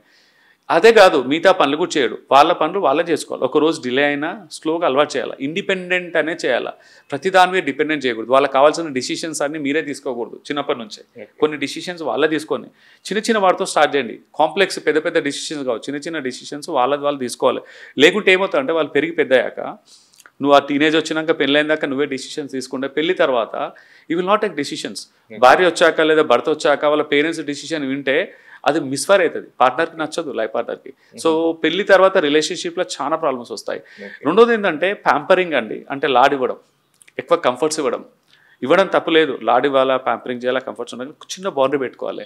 చాలా మంది ఎంత ఎక్స్ట్రీమ్కి వెళ్ళిపోతారంటే మా పిల్లలు ఏం చేసినారు అయితే నా పిల్లలు ఏమనకూడదు, నా పిల్లలు అంటే నాకు చాలా ఇష్టం, మీకు ఇష్టమే, ఎవరి పిల్లలు వాళ్ళకి ఇష్టమే, కాకి పిల్ల కాకి ఇష్టం అని చెప్తారు, కానీ అది కాస్త వాళ్ళకి శాపంగా మారకూడదు. తర్వాత ఇప్పుడు ఏమైతే స్కూల్లో ఏదైనా పొరపాటున తప్పు చేశాడు పిల్లలు, ఆ ప్రిన్సిపాల్ కానీ టీచర్ కానీ వాళ్ళకి ఏదైనా నోటీస్ కానీ మందలేయడం కానీ అవుతుంది. ఇక్కడ వెళ్ళి నువ్వు మీ అబ్బాయిని డిఫెండ్ చేసి ప్రిన్సిపాల్తో గొడవడడం, ఇష్యూ చేయడం చేస్తే ఏమవుతుందంటే పిల్లల్ని ఇంకా పెంచి పోషించినట్టు అవుతుంది. ఆ తప్పుని ఇంకా బలపరచడము, లీగలైజ్ చేయడం. ఎగ్జాక్ట్లీ ఇదేమవుతుందంటే ఎంటైటిల్మెంట్గా వెళ్ళిపోతుంది. నేను ఏం చేసినా కరెక్టే, ఐఎమ్ ఎంటైటిల్డ్ అని వచ్చేస్తుంది. అలాగే తర్వాత ఏంటంటే చాలా కొంతమందికి పేరెంట్స్ అంటే చాలా మంది కాదు కొంతమంది ఈ ప్యాంపరింగ్ చేసే వాళ్ళు ఎక్కువ ఉంటారు, బాగా స్ట్రిక్ట్ పేరెంటింగ్, బాగా కంట్రోల్ చేస్తారు. అంటే బొమ్మరిల్లు లాగా నేను ఇప్పించిందే తినాలి, నేను ఇప్పించిందే ఇది అన్నిట్లలో బాగా సపరేట్ చేస్తారు. అది కూడా మంచిది కాదు. సో అతివృష్టి అనావృష్టి, మనం ఎక్కువ లాడిపోద్దు, మరి ఎక్కువ డిసిప్లిన్ పెట్టకూడదు. అండ్ ఇంకోటి ఏంటంటే అబ్బాయిలకు, పర్టికులర్ అబ్బాయిలకి అంటే స్త్రీమూర్తుల పైన లేడీస్ని రెస్పెక్ట్ చేయడం చాలా ఇంపార్టెంట్ చిన్నప్పటి నుంచే. అది ఎక్కడ స్టార్ట్ అవుతుంది? ఎగ్జాక్ట్లీ, మేల్ డామినెన్స్ చూపించకూడదు. ఈ మధ్య చాలా మంది పిల్లలు బయట ఆడుకుంటప్పుడు అంటారే నేను మగాని రా, నేను చేయొచ్చు, నేను ఎలా ఉన్నా నడుస్తుంది అంటే అన్ని విషయాలలో అంటే కొన్ని ఉంటాయి కదా, అంటే అవి వింటున్నాం, ఆ స్లాంగ్ వింటున్నాం. అది తెలియకుంటే ఏమవుతుందంటే ఆ డామినేషన్ పెళ్ళైన తర్వాత కూడా లైఫ్ పార్ట్నర్ మీద కానీ ఓవరాల్ సొసైటీ మీద కూడా పడుతుంది. అంటే లైఫ్ పాడైపోతుంది, లైఫ్ పాడవుతుంది. ఇప్పుడు ఏంటంటే ఆడవారికి ఫీమేల్ లేడీస్ని రెస్పెక్ట్ చేయకుండా, చిన్నప్పటి నుంచి రెస్పెక్ట్ చేయకుండా పెద్ద అయినా కూడా రెస్పెక్ట్ చేయరు. అంతేకాకుండా అది ఎక్కడ స్టార్ట్ అవ్వాలంటే ఇంట్లోనే స్టార్ట్ అవ్వాలి. ఇప్పుడు భర్త భార్యని రెస్పెక్ట్ చేయడం చాలా ఇంపార్టెంట్. ఆబ్వియస్గా తన మైండ్లో పడుతుంది. అమ్మకు భర్త రెస్పెక్ట్ చేయకుంటే ఇమీడియట్ ఫస్ట్ ఏం తెలుసా, అమ్మని కూడా రెస్పెక్ట్ చేయరు. ఏది పిల్లలు ఇమీడియట్లీ డాడీ ఏం చేస్తే అదే చేస్తారు. ఇంకోటి పిల్లలు కూడా చాలా చాయిస్, చాలా స్మార్ట్ అండి. వాళ్ళకి నచ్చిన సెలెక్టివే తీసుకుంటారు. మమ్మీ దగ్గర ఉన్న సెలెక్టివ్స్ని ఎన్కరేజ్ చేసుకుంటారు, వాడుకుంటారు. ఓకే, మమ్మీ దగ్గర ఉన్న డ్రాబ్యాక్స్ దగ్గరికి వెళ్ళారు. డాడీ దగ్గర ఉన్న వీక్నెస్ ఉంటాయి కదా నాన్న దగ్గర, అవి వాడుకుంటారు. ఏది కన్వీనియంట్ ఉంటే అది వాడుకుంటారు. రెండు రకాల నష్టమే. ఎందుకంటే కంఫర్ట్ జోను, ఎంటైటిల్మెంటు, వాళ్ళకి నచ్చినవి ప్లెజరబుల్గా వాళ్ళ ఉన్నాయి కదా, ఇష్టంగా ఉండేవి వాడుకొని అప్పుడు ఏమవుతారంటే ఒక రెండు వైపులా సపోర్ట్ చేస్తారు. కాసేపు అమ్మ పార్టీ, కాసేపు నాన్న పార్టీ. అంటే సేమ్ డే కాదు, డిఫరెంట్ కాంటెక్స్లో వాళ్ళకి నచ్చినట్టు ఉంటారు. సో ఇద్దరు భార్యాభర్తలు ఇద్దరు కూడా పేరెంటింగ్లో ఏదైనా గ్యాప్స్ ఉన్నా, అభిప్రాయాలు వేరున్నా, నాలాగా పెంచాలా నీలాగా పెంచాలని కాదు, ఇద్దరు కలిసి హెల్తీగా పెంచాలా. పిల్లల మీద ఏది రుద్దకూడదు కూడా. ఇప్పుడు ఏం చేస్తున్నారంటే పిల్లలు పేరెంట్స్ సాధించింది పిల్లలు సాధించాలని ట్రై చేస్తారు. నేను డాక్టర్ అవ్వాలనుకున్నాను బట్ నేను అవ్వలేను, నా కొడుకుని నేను డాక్టర్ని చేసి తిడతానని కంకణం కట్టుకుంటారు. ఇంజనీర్ చేయాలో ఇంకేదో what ever it is, scientist అవ్వాలో అని. తప్పు లేదు కోరికలో, కాకపోతే మీ అబ్బాయికి ఏమాత్రం అని ఇంట్రెస్ట్ ఉందా అంటే కంటిన్యూ చేయించడం, ఇంట్రెస్ట్ అది అంటే ఆ అభిరుచి లేకుంటే బలవంతంగా రుద్దితే ఏం అవ్వలేరండి, పాస్ కూడా అవ్వలేరు. సో ఏంటంటే మన కోరికలను నెరవేర్చుకోవడానికి మన పిల్లల్ని పావులుగా వాడకూడదండి. వాళ్ళు ఎదగడము, ఒకవేళ వాళ్ళు బలవంతంగా ఒప్పించి వాళ్ళు చేయించిన బార్డర్ మీద పాస్ అవుతారో, నార్మల్గా పాస్ అవుతారో, జాబ్ చేసినా వాళ్ళు సంతోషంగా ఉండరు, ఆ కెరీర్లో వాళ్ళు ఎదగరు. వదిలేసుకొని మళ్ళీ తర్వాత వాళ్ళు ఇండిపెండెంట్ అయ్యి ఒక స్టేజ్ వచ్చినాక నన్ను నచ్చంది చేశానని అది వదిలేసుకొని వేరే స్టార్ట్ చేస్తారు మళ్ళీ ప్రయాణం. అప్పుడు 10-20 సంవత్సరాలు వెనక్కి వెళ్ళినట్టు అవుతుంది లైఫ్లో. ఇంకొకటి ఎట్లా లైక్ ఏదర్ పార్ట్నర్, వైఫ్ కావచ్చు, హస్బెండ్ కావచ్చు, అందరితో బాగుంటారు బయట. బట్ కమింగ్ టు పార్ట్నర్ దగ్గరకు వచ్చేసరికి గ్యాప్ ఉంటుంది. బయట ఏమో అందరితో బాగా మాట్లాడతారు, నవ్వుతూ ఉంటారు, అన్నీ ఉంటారు. బట్ కమింగ్ టు పార్ట్నర్ దగ్గరకు వచ్చేసరికి భావం కూడా వాట్ ఎవర్ లైక్ అక్కడ చూపించేది ఇక్కడ ఉండదు. ఎందుకంటారు? ఈ మధ్య చూస్తున్నామండి, నా దగ్గరికి వచ్చే కోచింగ్ కప్పులు కూడా మోస్ట్లీ అలాంటి కంప్లైంట్స్ వస్తారు. మా ఆయన మంచోడా అండి, అందరికి మంచోడు, నాకు తప్ప. మా ఆవిడ కూడా చాలా మంచిది, ఇంట్లో అందరూ బాగా చూసుకుంటుంది, అందరితో బాగుంటుంది, నాతో బాగుంటుంది. ఇది కామన్ కంప్లైంట్ అయింది, ఇద్దరు రెండు వైపు నుంచి వస్తాయి. ఇక్కడ బేసికల్లీ 2 రీజన్స్ ఉంటాయండి. నేను అబ్జర్వ్ చేసిన రీజన్స్ ఏంటంటే ప్రీడామినెంట్ చాలా కారణం ఉన్నాయి, ఒక 2 రీజన్స్ మెయిన్. ఒకటి ఏంటంటే అండి, యాక్చువల్గా వాళ్ళకి సైకలాజికల్గా కండిషనింగ్గా ఉంటుంది. లైఫ్ పార్ట్నర్ని ఇలా ట్రీట్ చేయాలి, ఇలా ఉంచాలి, అండ్ తర్వాత బయట నేను ఇలా మెలగాలి, నాకు బయట ఏంటంటే అందరిని బాగా చూసుకుంటే నాకు పేరు, నాకు రెస్పెక్ట్ వస్తుంది. తర్వాత బయట వాళ్ళకి చిన్న సహాయం చేసాం అనుకో, ఏదైనా చిన్న హెల్ప్ చేసాం అనుకో, వాళ్ళు అప్రిషియేట్ చేస్తారు, థ్యాంక్ యూ అని చెప్పడము, జేజేలు కొట్టడము, బయట వాళ్ళ వ్యాలిడేషన్ ఉంటుంది కదా, అప్రిషియేషను, ఆ చప్పట్లకు కావచ్చు, ఆ రికగ్నిషన్కి బయట వాళ్ళతో చాలా బాగుంటారు, పేరుకోరం. కొంతమంది చిన్నప్పటి నుంచి అలవాటు అవుతుంది, కొంతమందికి తెలియకుండానే అవుతుంది వాళ్ళకి. తర్వాత ఇంట్లో భార్య దగ్గర చేసినప్పుడు ప్రతిసారి థ్యాంక్ యూ కానీ రికగ్నిషన్ కానీ అవన్నీ రావు. ఇక్కడ నాకు వాల్యూ రికగ్నిషన్ రావట్లేదని చెప్పేసి ఎక్కువ చూపించారు. ఇదొకటే ఉంటే, రెండోది ఏంటంటే సొసైటల్ కండిషనింగ్ పెరిగేటప్పుడు, ఓకే, భర్తకి పర్టికులర్ ఎగ్జాంపుల్ తీసుకున్నాము, భార్యని కంట్రోల్లో పెట్టుకోవాలి, ఎక్కడ ఉంచాలి అక్కడే ఉంచాలి, ఓకేనా, ఒక లిమిట్లో ఉంచాలి, నేను ఇంతే ఉండాలి, నేను గంభీరంగానే ఉండాలి, ఇట్లా ఉండాలి, అట్లా ఉండాలి అని చెప్పేసి అందరి ముందు నటించడానికి, అంటే బయట వాళ్ళ ముందు తక్కువ చూపించడం. ఇంటికి వచ్చి సారీ చెప్తారు, మళ్ళీ బయట నువ్వు హర్ట్ చేసేసి నలుగురిలో ఇంటికి వచ్చి సారీ నేను చేసిన తప్పే అంటాం. బట్ ఈ keeps repeating the same thing again, ఒకసారి 2 సార్లు 3 సార్లు అవుతూనే ఉంటుంది అలాగా. సో ఇక్కడ ఏమవుతుందంటే అతని కండిషన్ ఏంటంటే బయట ఒక మాస్క్ వేసుకుంటాడు, అందరికి మంచిగా ఉండాలి, నేను అథారిటీ, నేను పవర్, నాదే మాట, నా మాట నేను ఎగ్గుతుంది, నాదే పై చేయని చూపించుకోవడానికి. అట ఏంటంటే పార్ట్నర్ని ట్రీట్ చేయడం, మంచి ట్రీట్ చేయడం, ప్లస్ ఇన్సల్ట్ చేయడం కానీ, కొంచెం తక్కువ చూడంగానే అవుతుంది. అది ఒక్కొక్కసారి భార్య చేస్తుంది, భర్త చేస్తుంది. ఇదేంటంటే సోషల్ కండిషనింగ్ కావచ్చు, అది మైండ్ సెట్ చిన్నప్పటి నుంచి అయిండొచ్చు కావచ్చు. ఇది ఎవరికి మంచిది కాదు, భర్తకు భార్యకు బంధానికి మంచిది కాదు. మీరు బయట వాళ్ళని రెస్పెక్ట్ చేసినా చేయకున్నా చేయాలి. బయట వాళ్ళని వాళ్ళకి ఇచ్చే రెస్పెక్ట్ కంటే ఒక నెక్స్ట్ లెవెల్ రెస్పెక్ట్ మీ లైఫ్ పార్ట్నర్కి ఇవ్వాల్సింది. అప్పుడే బంధం బాగుంటుంది. రెండో రీజన్ ఏంటంటే అండి, ఇంకోటి దీనికి కారణం ఏంటంటే బయట వాళ్ళతో బాగానే ఉంటుండే, వీళ్ళతో కూడా బాగానే ఉంటుండే, ముందు మధ్యలో మానేశారు రెస్పెక్ట్ ఇవ్వకపోవడం. అక్కడ ఏమవుతుందంటే ఒక్కరికి తెలియకుండా, అంటే భర్తకు తెలియకుండానే, అంటే తనకు తెలియకుండానే భార్యని హర్ట్ చేసి ఉంటాడు ఎమోషనల్గా. కొన్ని ఇగ్నోర్ చేస్తూ వెళ్ళాడు. సో ఏమవుతుందంటే ఎమోషనల్గా డిస్కనెక్ట్ అయిపోతారు, ఇద్దరు డిస్కనెక్ట్ అవుతారు. అది తప్పు ఎవరి నుంచి మొదలైందో ఎవరి నుంచి మొదలైందో పక్కన పెట్టు, వాళ్ళకి తెలియకుంటే ఎమోషనల్గా డిస్కనెక్ట్ అయినప్పుడు వాళ్ళు ఏం చేస్తారంటే కావాలని ఐసోలేట్ చేస్తారు. వాళ్ళది ఏంటంటే ఒక కోపింగ్ మెకానిజం. నా పై చేని, నా పెత్తనాన్ని, నా ఆధిపత్యాన్ని చూపించుకోవడానికి సైలెంట్ ట్రీట్మెంట్, వాళ్ళని తక్కువ చూడము. ఇప్పుడు ఇంటికి చుట్టాలు వచ్చారనుకో, ఎవరైనా నలుగురు సెటప్లో కానీ అందరితో నవ్వుతూ ముడుస్తూ మంచిగా షేక్ హ్యాండ్ ఇచ్చి సరదాగా స్పెండ్ చేయడము. తర్వాత అదే టైంలో భార్యతో కానీ భర్తతో కానీ ఫ్రీగా ఉండరు. వాళ్ళు వెళ్ళిపోయినా కూడా సైలెంట్గా కూర్చొని పని చేసుకుంటారు, అసలు ఉన్న వాళ్ళు లేనట్టు ఉంటారు. సో ఇక్కడ ఏంటంటే they settle the score. It is a kind of a coping mechanism అంటాం దీన్ని సైకాలజీలో. సో అదేంటంటే ఇమోషనల్గా హర్ట్ అయినప్పుడు, ఇమోషనల్గా డిస్కనెక్ట్ అయినప్పుడు ఇది ఒక coping mechanism. What ever maybe the reason, ఆ రీజనా ఈ రీజనా, కానీ మీరిద్దరు భార్యాభర్తలు ఇద్దరు కూడా వాళ్ళు ఏంటంటే అవగాహన, అవేర్నెస్ బిల్డ్ చేసుకోవాలి. That is not a healthy sign. అదేంటంటే ఒక టాక్సిక్ ట్రేట్ లాంటిదే చెప్పాలంటే. ఈ మధ్యలో టాక్సిక్ వర్డ్ చాలా పాపులర్ అయింది, నేను కూడా వాడాల్సి వస్తుంది. మామూలుగా వాడను అది, ఎందుకంటే అన్హెల్తీ సైన్ అది. అండ్ వైఫ్ అండ్ హస్బెండ్ మధ్యలో గొడవలు కామన్గా ఉంటాయి, రెగ్యులర్ ఉంటాయి. థర్డ్ పర్సన్ ఇన్వాల్వ్మెంట్, దాన్ని ఎంతవరకు చూడవచ్చు? ఈ మధ్యకాలంలో ఒకప్పుడు చాలా ఉండేదండి థర్డ్ పార్టీ. ఈ మధ్య కొంచెం తగ్గింది. ఓకే, తగ్గింది ఈ మధ్య. ఎందుకంటే ఇప్పుడు అంతా న్యూక్లియస్ ఫ్యామిలీస్ అయినాయి. ఈవెన్ పేరెంట్స్ ఇంట్లో 10 మంది ఉండేవాళ్ళు, తగ్గిపోయారు. అప్పుడు ఎక్స్టెండెడ్ ఫ్యామిలీ థర్డ్ పార్టీ వీళ్ళిద్దరు అయ్యారు. ఇద్దరు అయినాక కూడా పేరెంట్స్, వీళ్ళ పేరెంట్స్, వాళ్ళ పేరెంట్స్ లేదా సిబ్లింగ్స్ కొంచెం తగ్గిపోయింది. కానీ వాళ్ళ ఇన్వాల్వ్మెంట్ అనేది డిస్ట్రక్షన్ చాలా ఉందండి. ఇప్పుడు కూడా చాలా కపుల్స్కి ఆ కాన్ఫ్లిక్ట్ని పెంచి పోషించేది థర్డ్ పార్టీ ఇన్వాల్వ్మెంటే. అయితే ఇప్పుడు ఒకప్పట్లో థర్డ్ పార్టీలు ఇప్పుడు అంతా నేబర్స్, అత్తమామలో లేకుంటే తోబుట్టులు అలా కాకుండా కొత్త థర్డ్ పార్టీస్ వచ్చారండి ఇప్పుడు. ఎవరండి? సోషల్ మీడియాలో ఇన్ఫ్లుయెన్సర్స్.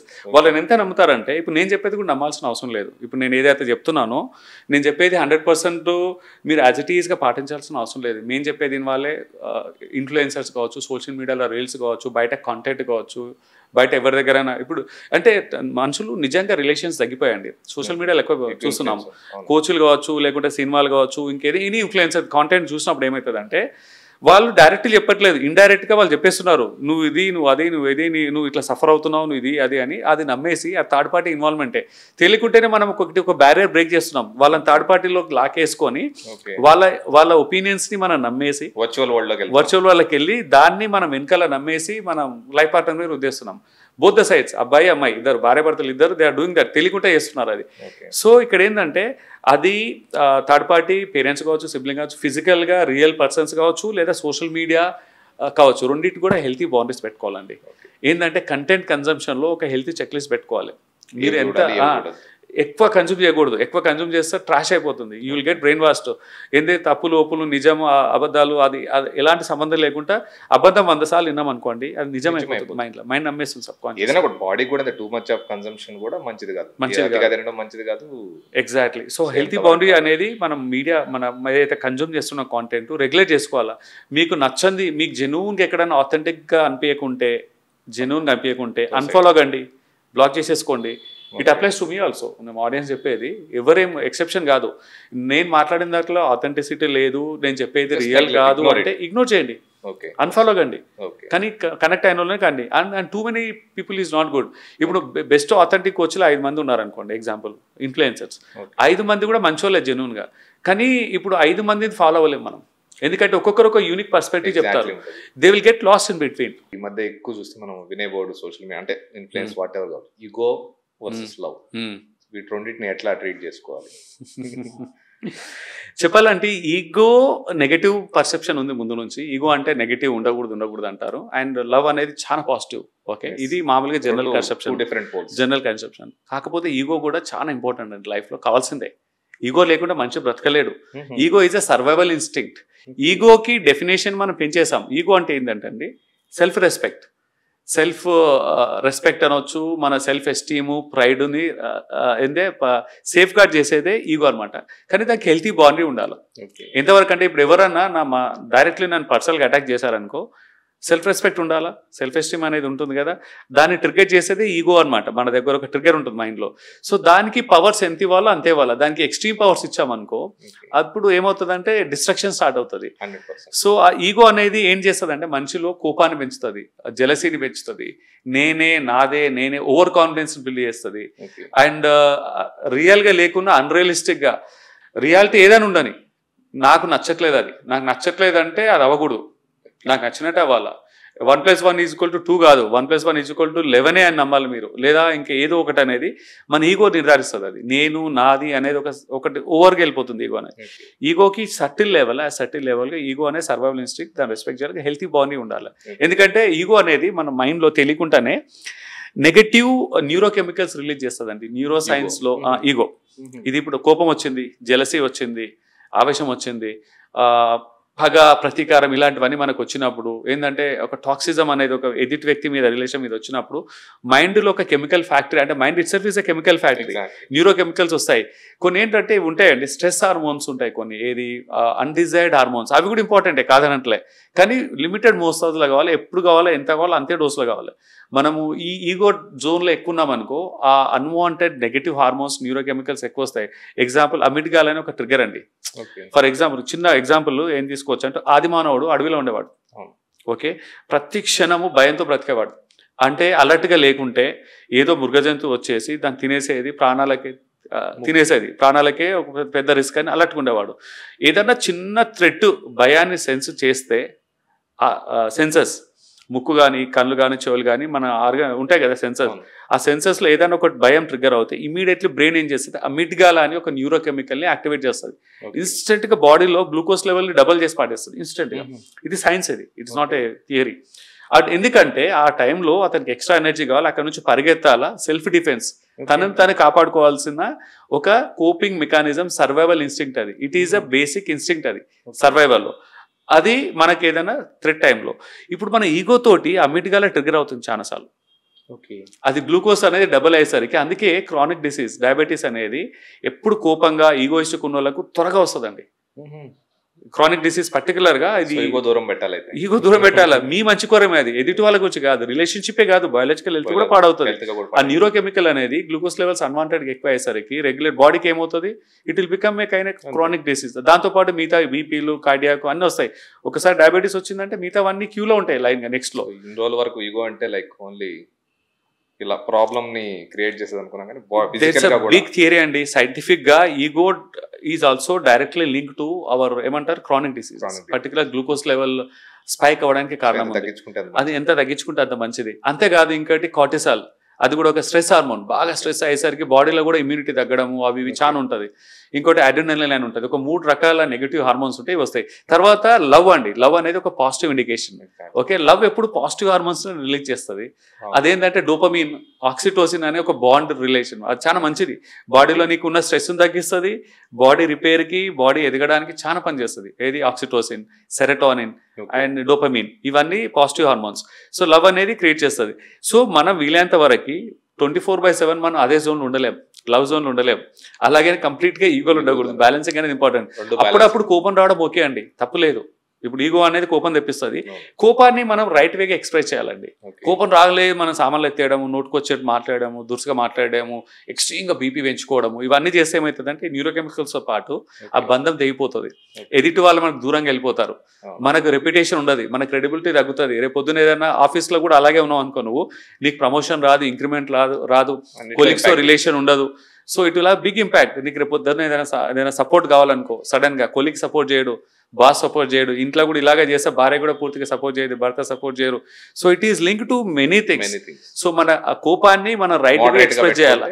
కోపాన్ని ఎక్స్ప్రెస్ చేయాలి, అది ప్రెషర్ కుక్కర్ లాంటిది, విజిల్ రావాలి, but it should not bust out అనమాట. భార్య వచ్చి ఏదో ఒక చిన్న సార్ ఏదైనా కనెక్ట్ అయ్యి భోజనం చేయండి, తినండి అని రైట్ వర్డ్, ప్రేమతో తింటారా రండి కడుకోండి అనగానే చాలు, అంతే. నీకు ఎప్పుడు అదేనా, తింటే కానీ బయట ఉన్నదంతా వామిట్ చేసేసి పెద్దగా రచ్చ అయిపోతుంది. దానికి నీకు సంబంధం లేదు, భార్య తప్పు చేయలేదు, తను పాజిటివ్గానే ఇన్వర్ట్ చేసింది. కానీ ఇక్కడ ఏమవుతుందంటే బయటికి వెళ్ళి తీసుకొచ్చిన స్ట్రెస్ని ఇక్కడ అవుట్బార్ చేస్తున్నాడు. సో ఇక్కడ ఇమోషనల్ రెగ్యులేషన్ చాలా ఇంపార్టెంట్. అండ్ ఇప్పుడు రీసెంట్ గా చూస్తే లైక్ జెన్జీ బ్యాచ్ లో కావచ్చు, కొంచెం మోడరేట్ అట్లా లవ్ మ్యారేజ్ చూస్తే ఎక్కువ బ్రేక్ అవుతున్నాయి. రీజన్స్ ఏముంటాయి అంటారు, మెయిన్ రీజన్స్? కరెక్టే అండి. ఒకప్పుడు ఏంటంటే అరేంజ్ మ్యారేజెస్ కంటే లవ్ మ్యారేజెస్ సక్సెస్ రేట్ ఎక్కువ ఉంటుందని చాలా వరకు నమ్మేవాళ్ళు చెప్పారు. కాబట్టి లవ్ మ్యారేజ్ కి అరేంజ్ మ్యారేజ్ కి డిఫరెన్సెస్ డెఫినెట్లీ ఉంటే కంపేర్ చేయాలండి. ఇప్పుడు ప్రజెంట్ సిచ్యువేషన్ లో అండి డివోర్సెస్ బ్రేకప్స్ అనేది రెండిట్లో ఈక్వల్ గా ఉన్నాయండి. ఆల్మోస్ట్ రెండిట్లో ఈక్వల్. అరేంజ్ మ్యారేజ్లో ఎంత ఉందో మనకు ఈవెన్ లవ్ మ్యారేజెస్లో కూడా బ్రేకప్స్ అన్నీ ఉన్నాయి. ఇక్కడ అరేంజ్ మ్యారేజ్లో ఏంటంటే ఫ్యామిలీ సపోర్టు కొంచెం ఏంటంటే కొన్ని బ్యాక్గ్రౌండ్ ఫ్యామిలీ సపోర్ట్ గట్టిగా ఉంటుంది. ఈ లవ్ మ్యారేజెస్లో ఏంటంటే ఒకరినొకరు బాగా డీప్గా అర్థం చేసుకుంటారు, ప్రేమ అనేది ఉంటుంది. ఫ్యామిలీ సపోర్ట్ కొంచెం తక్కువ ఉంటుంది, వాళ్ళు కష్టపడి బిల్డ్ చేసుకోవాలి. అరేంజ్ మ్యారేజ్లో ప్రేమను బిల్డ్ చేసుకోవాలి. దీంట్లో పాజిటివ్, దాంట్లో పాజిటివ్, దాంట్లో నెగిటివ్, దీంట్లో నెగిటివ్. సో రెండు దేనికి అదే ఉంది. ప్రాబ్లం ఏంటంటే will go one by one. ఈ మధ్య లవ్ మ్యారేజెస్ మనకు బ్రేకప్ అవడానికి కారణం ఏంటంటే పెళ్లికి ముందున్న వర్షన్ వేరు, అబ్బాయిలో కానీ అమ్మాయి కానీ, పెళ్లి తర్వాత ఉండే వర్షన్ వేరు. పెళ్లికి ముందు they are wearing a mask of a good boy and a good girl. లవర్ని జీవిత వుడ్ బీని చేసుకోబోయే వాళ్ళని మంచి చేసుకోవడానికి ఒక మంచి మాస్క్ వేసుకొని మంచుకుంటారు. తన కోపతాపాలను అంచేసుకుంటాడు. ఓకే, తనకున్న నెగిటివ్స్ని బయటకు చెప్పాడు, తనకున్న ట్రూ వర్షన్ న్యాచురల్ వర్షన్ బయటకు తీరప్పుడు. వాళ్ళకున్న ఎక్స్పెక్టేషన్స్ ఉంటాయి కదా కొన్ని, అవన్నీ కూడా ముందు చెప్పరు. ఇది చెప్తే మళ్ళీ నన్ను ఇష్టపడదా, రిజెక్ట్ చేసుకుంటుందేమో, రిజెక్ట్ అవుతుందేమో, పెళ్ళి అవ్వదేమో అనే భయంతో చాలా వరకు దాచిపెడతారు లవ్ మ్యారేజెస్లో. ఒక మాస్క్ ఉంటుంది, దే ప్రిటెండ్ ఇట్. ఓకే, ఆ తర్వాత ఇదొక రీజన్ అయితే. రెండో రీజన్ ఏంటంటే పెళ్ళికి ముందు రెస్పాన్సిబిలిటీస్ ఉండవు. ఏది డేటింగ్కి వెళ్తారు, బాగా బయట జాలీగా స్పెండ్ చేసి వస్తారు, ఎలాంటి బరువు బాధ్యత నెత్తి మీద ఉండదు, ఎలాంటి ఛాలెంజెస్ ఉండవు, రియల్ లైఫ్ ఛాలెంజెస్. పెళ్లి తర్వాత రియల్ లైఫ్ ఛాలెంజెస్, రెస్పాన్సిబిలిటీస్ అనేది ఎక్స్పోజ్ చేస్తాయి. వాళ్ళ ట్రూ వర్షన్ బయటకు లావుతాయి. వాళ్ళకి ఇష్టం ఉన్నా లేకున్నా, వాళ్ళు ఎంత దాచుకుందాం అనుకున్నా ఆ మాస్క్ ఉండదు. ఇక వాళ్ళ ఒరిజినల్ వర్షన్ బయటకు బ్రేక్ అయ్యి బయట నిజ స్వరూపాలు బయటకు వచ్చేస్తాయి. వాళ్ళ యాక్చువల్ వర్షన్ బయటపడుతుంది. అంటే కోపంగా ఎట్లుంటాడు, ఓకే, ఏదైనా స్ట్రెస్ ఉంటే ఎలా ఉంటాడు, ఓకే, జెలసీగా ఫీల్ అయినప్పుడు ఎలా ఉంటాడు, రెస్పాన్సిబిలిటీ ట్రూ రెస్పాన్సిబిలిటీ వచ్చినప్పుడు జెన్యున్గా ఎలా ఉంటాడు ఆయన. ఇంతకుముందు ఏంటంటే నిలబెట్టుకోవాలి బంధానికని ఒక మోటివేషన్ ఉండే, నాకు పెళ్లి కావాలని. పెళ్లి తర్వాత ఏంటంటే నాకు పెళ్లి అయిపోయింది, నాకు ఒక సర్టిఫికేట్ వచ్చింది, ఎంటైటిల్మెంట్, నేను భార్యని, నేను భర్తనని ఒక షీల్డ్ ఉన్నదని చెప్పేసి గ్రాంటెడ్గా తీసుకుంటారు, బాధ్యతలు మోయరు. సో వాళ్ళ ట్రూ వర్షన్ బయట పెడతారు. ఇవన్నీ కూడా గొడవలకి కారణం అయ్యేసి ఇద్దరి మధ్య గ్యాప్స్ బాగా పెడతారు. సర్ప్రైజెస్ ఎక్కువ వస్తున్నాయండి. అంటే అరేంజ్ మ్యారేజెస్లో రావాలి సర్ప్రైజెస్ ఐడియల్గా, ఎందుకంటే ఒకరికొకరు తెలుసుకోవడానికి గ్యాప్ ఉంటుంది. కానీ లవ్ మ్యారేజెస్లో కూడా ఇవన్నీ కూడా అలైన్మెంట్, వాల్యూ అలైన్మెంట్. ఇంతకుముందు మనం మాట్లాడుకున్నాం, ఇద్దరు వాల్యూ సిస్టమ్ ఏంటి తెలుసుకోరు. ఒకరు హై రిస్క్ టేకరు, అసలు ఒక రిస్కే తీసుకోరు. పెళ్లి తర్వాత బయటపడుతుంది. ఇప్పుడు ఇంతకుముందు మన తులసి సినిమాలో చెప్పినట్టు కూడా పెళ్లి ప్రేమించేటప్పుడు అవన్నీ బయటపడలేదు, తర్వాత బయటపడ్డాయి. సో ఇలాంటివి కొన్ని ఉంటాయి. తర్వాత ఏంటంటే థర్డ్ పార్టీ ఇన్వాల్వ్మెంట్స్ కావచ్చు, తర్వాత ఫ్యామిలీ సపోర్ట్ లేకుంటే ఆ రియల్ లైఫ్ ఛాలెంజెస్ అయ్యేసరికి అప్పుడు ఫ్యామిలీ సపోర్ట్ గుర్తొస్తుంది. మా అమ్మ మా నాన్న అని అమ్మాయి వెళ్తుంది, అబ్బాయి వెళ్తుంది, వీళ్ళిద్దరు తీస్తారు మధ్యలో. మాకు ఇష్టం లేకుండా పెళ్లి చేస్తారు, మేము విడదీస్తాము, నాకు నచ్చిన వాళ్ళకి ఇస్తాము, నీకెందుకు నువ్వు వచ్చాయని చెప్పేసి వీళ్ళు కూడా కలిపే బదులు విడదీస్తుంటారు. లాస్ట్ ఇంకొకటి ఏంటంటే కెరియర్ కాన్ఫ్లిక్ట్స్. కెరియర్ అనేది వాళ్ళ ఇద్దరి మధ్యలో బిగ్గెస్ట్ బ్యారియర్ అవుతుందండి. అంటే ఇద్దరు జాబ్ చేసేసరికి ఇప్పుడు ఆ బ్యాలెన్స్ చేయలేకపోతున్నారు, పర్సనల్ లైఫ్ని కెరియర్ని బ్యాలెన్స్ చేయలేకపోతున్నారు. ఆ రెండిట్ల లైఫ్ బ్యాలెన్స్ అనేది లోపించుకుంటున్నారు.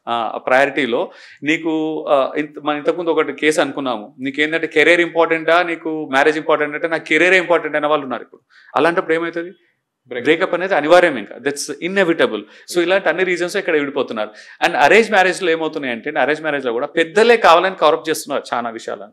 ఒకప్పుడు 100 అబద్ధాలు ఆడి 1000 అబద్ధాలు ఆడి ఒక పెళ్లి చేయమని చెప్పేవాళ్ళు. ఇప్పుడు అలా లేదండి పరిస్థితి. ఒక్క అబద్ధం ఆడినా ఆ పెళ్లి విడిపోతుంది, అది ఒక్క సర్ప్రైజ్ చాలు. ఎందుకంటే నో వన్ ఈస్ టాలరేటింగ్. ఒకప్పుడు ఏదైనా ఉన్నా కానీ సర్దుకునే వాళ్ళు. విడాకులు అంటే ఒక స్టిగ్మా, మళ్ళీ తర్వాత జీవితం పాడవుతుంది, మాకు ఇంకా వేరే ఆప్షన్స్ రకరకాల రీజన్తో సర్దుకునే వాళ్ళు. ఇప్పుడు అలా కాదు, ఒక తప్పు ఉంటే చిన్న తప్పు కానీ పెద్దగా ఎక్స్ప్లోడ్ అయిపోతుంది. అది అయిపోయి ఏమవుతుందంటే విడాకులు ఇచ్చేసి మేము బెటర్ వేరే సంబంధంకి వెళ్తాము, ఆప్షన్స్ ఉన్నాయి, డివోర్స్ అనేది ఒక భయం లేదు. సో అరేంజ్ మ్యారేజెస్లో థర్డ్ పార్టీ ఇన్వాల్వ్మెంట్ కావచ్చు, తర్వాత ఇవి కొన్ని హైడ్ అవుతాయండి, ఇవన్నీ కామనే. ఇంతకుముందు చెప్పుకున్న లవ్ మ్యారేజెస్ కూడా ఇక్కడ ఏంటంటే వీళ్ళ ఇన్వాల్వ్మెంట్ కూడా ఎక్కువ అవుతుంది. అరేంజ్ మ్యారేజెస్లో కలిపే కంటే విడదీయడమే ఎక్కువ అవుతుంది తెలియకుండానే.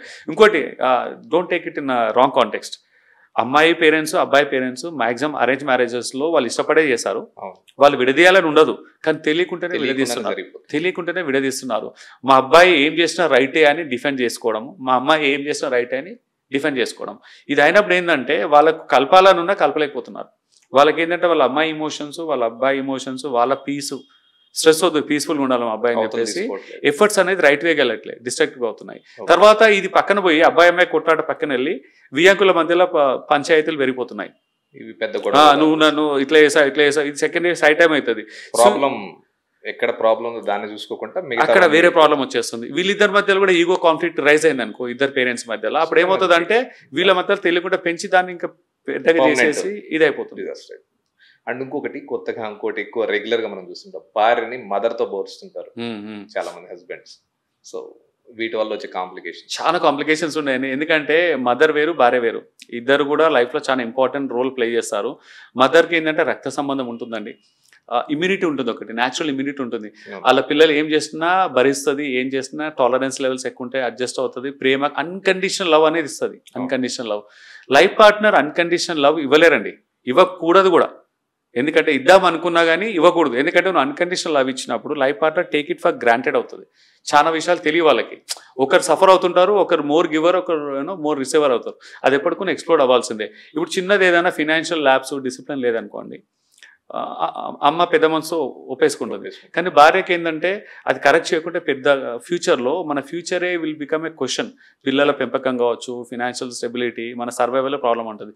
కొన్ని తప్పులను వీలైతే చూపించాలి, పరిస్థితి వస్తుంది, భార్యకు కానీ భర్తకు కానీ చూపించాల్సి వస్తుంది. సో ఇక్కడ ఏంటంటే భర్త అర్థం చేసుకోవాలి. ఇంకోటి ఏంటంటే కొన్ని తెలియకుంటే భర్త కూడా అమ్మ వంటని, అమ్మ స్కిల్స్ని, అమ్మ దవే, నాకేమైనా బాధలు ఉన్నప్పుడు, నేను ఎప్పుడైనా స్ట్రెస్ఫుల్గా ఉన్నప్పుడు మా అమ్మ నన్ను మంచిగా ఓదారుస్తుంది, ఒడిలో పడుకోబెట్టి మంచిగా తీస్తుంది. నువ్వు ఎప్పుడు అలా తీసుకోలేవు, మా అమ్మలా నన్ను ఎప్పుడు ట్రీట్ చేయలేదంటే అమ్మలా ట్రీట్ చేయదు లైఫ్ పార్ట్నర్. ఇప్పుడు లైఫ్ పార్ట్నర్ ట్రీట్ చేసేది అమ్మ ట్రీట్ చేయలేదు, కొన్ని ఎవరికి వాళ్ళకి యూనిక్. సో కంపారిజన్ అనేది తప్పే అండి. తెలియకుంటేనే అదేంటంటే వీళ్ళ మధ్యలో, భార్య భర్తల మధ్యలో దూరం పెరుగుతుంది, అత్త కోడల మధ్యలో కూడా చాలా దూరం పెంచేసి ఇంకా వైరాగ్యాన్ని, కాన్ఫ్లిక్ట్ అనేది పెంచి పోషిస్తుంది. Skills for healthy romantic relationship అంటే ఎలాంటి స్కిల్స్ రిలేషన్షిప్? స్కిల్స్ అని కాదండి, యాక్చువల్గా నన్ను అడిగితే లవ్ లాంగ్వేజెస్ అంటారు. ఇప్పుడు మీరు అన్నది ఒక వర్డ్ వాడారు కదా, ఫిజికల్ ఇంటిమేసీ, రొమాన్స్ అనే దానికి లవ్ లాంగ్వేజెస్ అనేది చాలా ఇంపార్టెంట్. అదేంటంటే మనం బెడ్రూమ్కి వెళ్ళినప్పుడు ఉన్న కమ్యూనికేషన్ కాదండి, మార్నింగ్ నుంచి ఈవినింగ్ వరకు ఎప్పటికుండే కమ్యూనికేషన్ అది. ఇప్పుడు ఏంటంటే ప్రతి మనిషి డిఫరెంట్గా ఎక్స్ప్రెస్ చేస్తారు వాళ్ళది ఏంది ప్రేమని ఎక్స్ప్రెస్ చేసే విధానము భర్తకు వేరుంటుంది, భార్యకు వేరుంటుంది. అలాగే అందరు అలాగే ఎక్స్ప్రెస్ చేయరు, అందరు మేల్స్ అలాగే ఎక్స్ప్రెస్ చేయరు, అందరు ఫిమేల్స్ కూడా అలాగే ఎక్స్ప్రెస్ చేయరు. కొంతమందికి ఏంటంటే, ఇప్పుడు ఎగ్జాంపుల్ భర్తదే తీసుకుందాం, వాళ్ళ ప్రేమను ఎక్స్ప్రెస్ చేసి ఎలా చేస్తారంటే, మా భార్య అడిగిన అన్ని కొని ఇవ్వడం, దానికి నేను అండగా నిలబడడం, అదే ప్రేమ అనుకుంటాడు ఇది స్ట్రాంగ్ అతని దృష్టిలో. కానీ భార్యకి అలా ఉండదు. అది ఎన్ని వస్తువులు ఇప్పించినా భార్య ఏమనుకుంటుంది అంటే అది బాధ్యత నెరవేరుస్తున్నా, అది ప్రేమ కాదు. ప్రేమ అనేది సపరేట్, బాధ్యత వేరు, ప్రేమ వేరు. నేను ఎమోషనల్గా డౌన్ ఉన్నప్పుడు నా దగ్గరకు వచ్చి ఎమోషనల్గా కనెక్ట్ అవ్వాలా, నా ఎమోషన్ షేర్ చేసేటప్పుడు ఆయన ఎలాంటి జడ్జిమెంట్ లేకుండా, ఎలాంటి వ్యాలిడేషన్స్ లేకుండా, యాజ్ ఇట్ ఈజ్గా, అన్బయాస్గా, అన్జడ్జ్మెంటల్గా వినాలి, సింపథైజ్ చేయాలి, ఎంపథైజ్ చేయాలి. అదే నిజమైన ప్రేమ తన దృష్టిలో. ఇప్పుడు మీరు చూడండి, ఇద్దరు డెఫినేషన్స్ వేరువేరుగా ఉంటాయి ప్రేమ, లవ్లో. ఇది కనెక్ట్ అవ్వనప్పుడు వాళ్ళిద్దరి మధ్యలో ఫ్రిక్షన్ పెరుగుతుంది. అంటే ఫిజికల్ ఇంటిమేసీ అండ్ ఇమోషనల్గా డిస్కనెక్ట్ అయ్యేది, దీని మీద కూడా ఇంపాక్ట్ ఉంటుంది, ఓవరాల్ రిలేషన్షిప్ అయిన ఇంపాక్ట్ ఉంటుంది. సో బేసికల్గా లవ్ లాంగ్వేజెస్ అనేది మీ లైఫ్ పార్ట్నర్ లవ్ లాంగ్వేజ్ ఏంటి అనేది తెలుసుకోవాలా. అంటే వాళ్ళు ప్రేమ అంటే ఏంటి వాళ్ళ దృష్టిలో. పెళ్ళైన కొత్తలో, అరేంజ్ మ్యారేజెస్లో, ఆ పెళ్లి కాకుండా అట్లీస్ట్ పెళ్ళైన కొత్తలో ఇమీడియట్గా మీరు అది తెలుసుకోవాలి. అంటే యాక్చువల్గా తన దృష్టిలో ప్రేమ అంటే ఏంటి, రిలేషన్షిప్ అంటే డెఫినేషన్ ఏంటి, తను హెల్తీ రిలేషన్షిప్ ఉన్న వాల్యూ ఏంటి, అది అర్థం చేసుకున్నప్పుడు ఏమవుతుందంటే భర్తకు తెలుస్తుంది. అంటే నా భార్యనిగో ఇలా చూసుకుంటేనే హ్యాపీగా ఉంటుంది ప్రేమ అనేది. అలాగే భార్య కూడా తెలుసుకోవాలి భర్తకి డెఫినేషన్ ఏంటి, అంటే ప్రేమ అంటే ఏంటి. ఈ లవ్ లాంగ్వేజెస్ అనేది డిఫరెంట్ ఉంటాయి. చాలా మంచి బుక్స్ కూడా ఉన్నాయి, కొన్ని చదవచ్చు. నేను కూడా ఇప్పుడు మోడర్న్ కపుల్స్ ఏన్షియంట్ విజ్డమ్ అనే బుక్ రాశాను. లవ్ లాంగ్వేజెస్ గ్లోబల్గా అన్ని సివిలైజేషన్స్ కంటే, అన్ని ట్రెడిషన్స్కి గ్లోబల్గా ఉండేటి హ్యూమన్ బీయింగ్స్కి ఇమోషన్ అనేది కామన్ అండి. మనం ఆఫ్రికాలో ఉన్నామా, ఇండియాలో ఉన్నామా, యుఎస్లో ఉన్నామా, ఎక్కడున్నా ఇమోషన్స్ అనేది కామన్. భాషలు వేరున్నా భావం అయితే ఒకటే. ఇప్పుడు నేను హ్యాపీగా ఉన్నా అనేది నాకు భాషతో అవసరం లేదు. నేను నవ్వుతే ఆ ఎక్స్ప్రెషన్ ఎలాంటి చదువు వచ్చినోడు, చదువు రానోడు, ఎలాంటి భాష అయినా, ఎలాంటి నేషనాలిటీ, రేస్, క్రీడ్, స్పిరిచువాలిటీకి సంబంధం లేకుండా, రిలీజియన్ సంబంధం లేకుండా ఎక్స్ప్రెస్ అవుతాయి. సో లవ్ లాంగ్వేజెస్ కూడా అలాగే ఉంటాయి. సో దీని టు ఇన్వెస్ట్, వాళ్ళకి తెలియకుంటే ఇన్వెస్ట్ చేయండి. ఇప్పుడు మోడర్న్ కపుల్స్ ఏన్షియంట్ విజ్డమ్ ఒక బుక్ ఉంది, ఇది just not only for love languages, అన్నిటికి వస్తుంది. అలాగే కొంచెం ఏంటంటే కొన్ని మంచి ఇన్ఫర్మేషన్, అవేర్నెస్ బిల్డ్ చేసుకోవాలి మీరు. ఒకరితో మాట్లాడితే కూడా తెలుస్తుంది, బట్ తెలియని చాలా ఉంటాయి. ఓకే. అండ్ ఇంకొకటి గోల్డెన్ ప్రిన్సిపల్స్ ఒక రిలేషన్షిప్ అంటే ఎలాంటివి ఉంటాయి? ఇది కేస్ టు కేస్ అండి, బట్ యూనివర్సల్గా చెప్పేది నేను ఏంటంటే భార్యాభర్తల మధ్యలో ఫస్ట్ అండ్ ఫార్మోస్ట్ థింగ్ ఏంటంటే పేషెన్స్ అండి. పేషెన్స్ అనేది చాలా ఇంపార్టెంట్. ఇప్పుడు ఎగ్జాంపుల్ భర్తకు బాగా కోపం వచ్చేసింది అనుకో, ఆ టైంలో భార్య కోపం రాకూడదు, పేషెన్స్ ఉండాలి. అంటే భర్త ఏంటో తెలుసు భార్యకి, తన కోపం వస్తే ఎలా ఉంటాడో తెలుసు. మామూలుగా కోపం మామూలుగా రాదు, కానీ కోపం వచ్చింది లేదా ఫ్రీక్వెంట్గా కోపం వస్తుంది, whatever may be the scene తెలుసు. కోపం వచ్చినప్పుడు ఒక పార్ట్నర్కి కోపం వచ్చినప్పుడు ఇంకొక పార్ట్నర్ని ఆ కోపాన్ని పెంచొద్దు, దాన్ని ఇంకా పెద్ద చేయకూడదు. ఆ టైంలో తగ్గాలి. ఆ టైంలో నేను నెగ్గాలని వెళ్ళకూడదు, తగ్గాలి. పేషెన్స్ ఉండాలి ఆ టైంలో. ఎందుకంటున్నా అంటే ఆ టైంలో ఆ కోపం తగ్గినాక థింగ్స్ విల్ చేంజ్. నీకు నచ్చకున్నా, నీకు ఏదైనా ఒపీనియన్ వేరుగున్నా, దాని కోపం చల్లారాక నువ్వు వెళ్ళి కన్వే చేయి. నువ్వు ఆ టైంలో నువ్వు ఎంత మంచి లాజిక్ ఇచ్చినా, ఎంత మంచి పాజిటివ్, ఎంత వ్యాలిడ్ పాయింట్ పెట్టినా వాళ్ళు రిసీవ్ చేసుకోరు. కోపంగా ఉన్నప్పుడు, వాళ్ళ కోపంలో ఉన్నప్పుడు వాళ్ళ ఇమోషన్స్ డ్రైవ్ చేస్తాయి. నాకు కోపం వచ్చింది అంతే నువ్వు అన్నట్టు, అది భార్య కావచ్చు భర్త కావచ్చు. సో పేషెన్స్ అనేది చాలా ఇంపార్టెంట్. తర్వాత రెస్పెక్ట్ అండి. రెస్పెక్ట్, అన్కండిషనల్ రెస్పెక్ట్ ఇవ్వాలి. ఇక్కడ వాడుతున్నాను నేను అన్కండిషనల్ లవ్ కష్టం, కానీ అన్కండిషనల్ రెస్పెక్ట్ అయితే ఉండాలండి. నేను లవ్ ఎందుకు అన్కండిషనల్గా అంటున్నా అంటే అక్కడ కూడా నీకు కండిషన్స్ తెలియకుండానే వచ్చేస్తాయి, ప్రాక్టికల్గా కాదు. బట్ రెస్పెక్ట్ మాత్రం నాన్ నెగోషియబుల్ ఉండాలి, అది చాలా ఇంపార్టెంట్. రెస్పెక్ట్ ఇవ్వాలి. తర్వాత ఏంటంటే ఇక్కడ ఇద్దరిని యాక్సెప్ట్ చేసుకోవాలి, వాళ్ళని యాజ్ ఇట్ ఈస్గా వాళ్ళు ఎలా ఉన్నా వాళ్ళని యాక్సెప్ట్ చేయాలి. ఒక్కొక్కసారి ఏమవుతుందంటే వాళ్ళ కాంట్రిబ్యూషన్ కొంచెం ఎక్కువ తక్కువ యాక్సెప్ట్ చేయాలి. ప్రతిరోజు ఇప్పుడు సచిన్ టెండూల్కర్, విరాట్ కోహ్లీ కానీ ప్రతిరోజు సెంచరీ చేయలేరు, ప్రతిరోజు హాఫ్ సెంచరీ చేయలేరు, స్కోర్ చేయలేరు.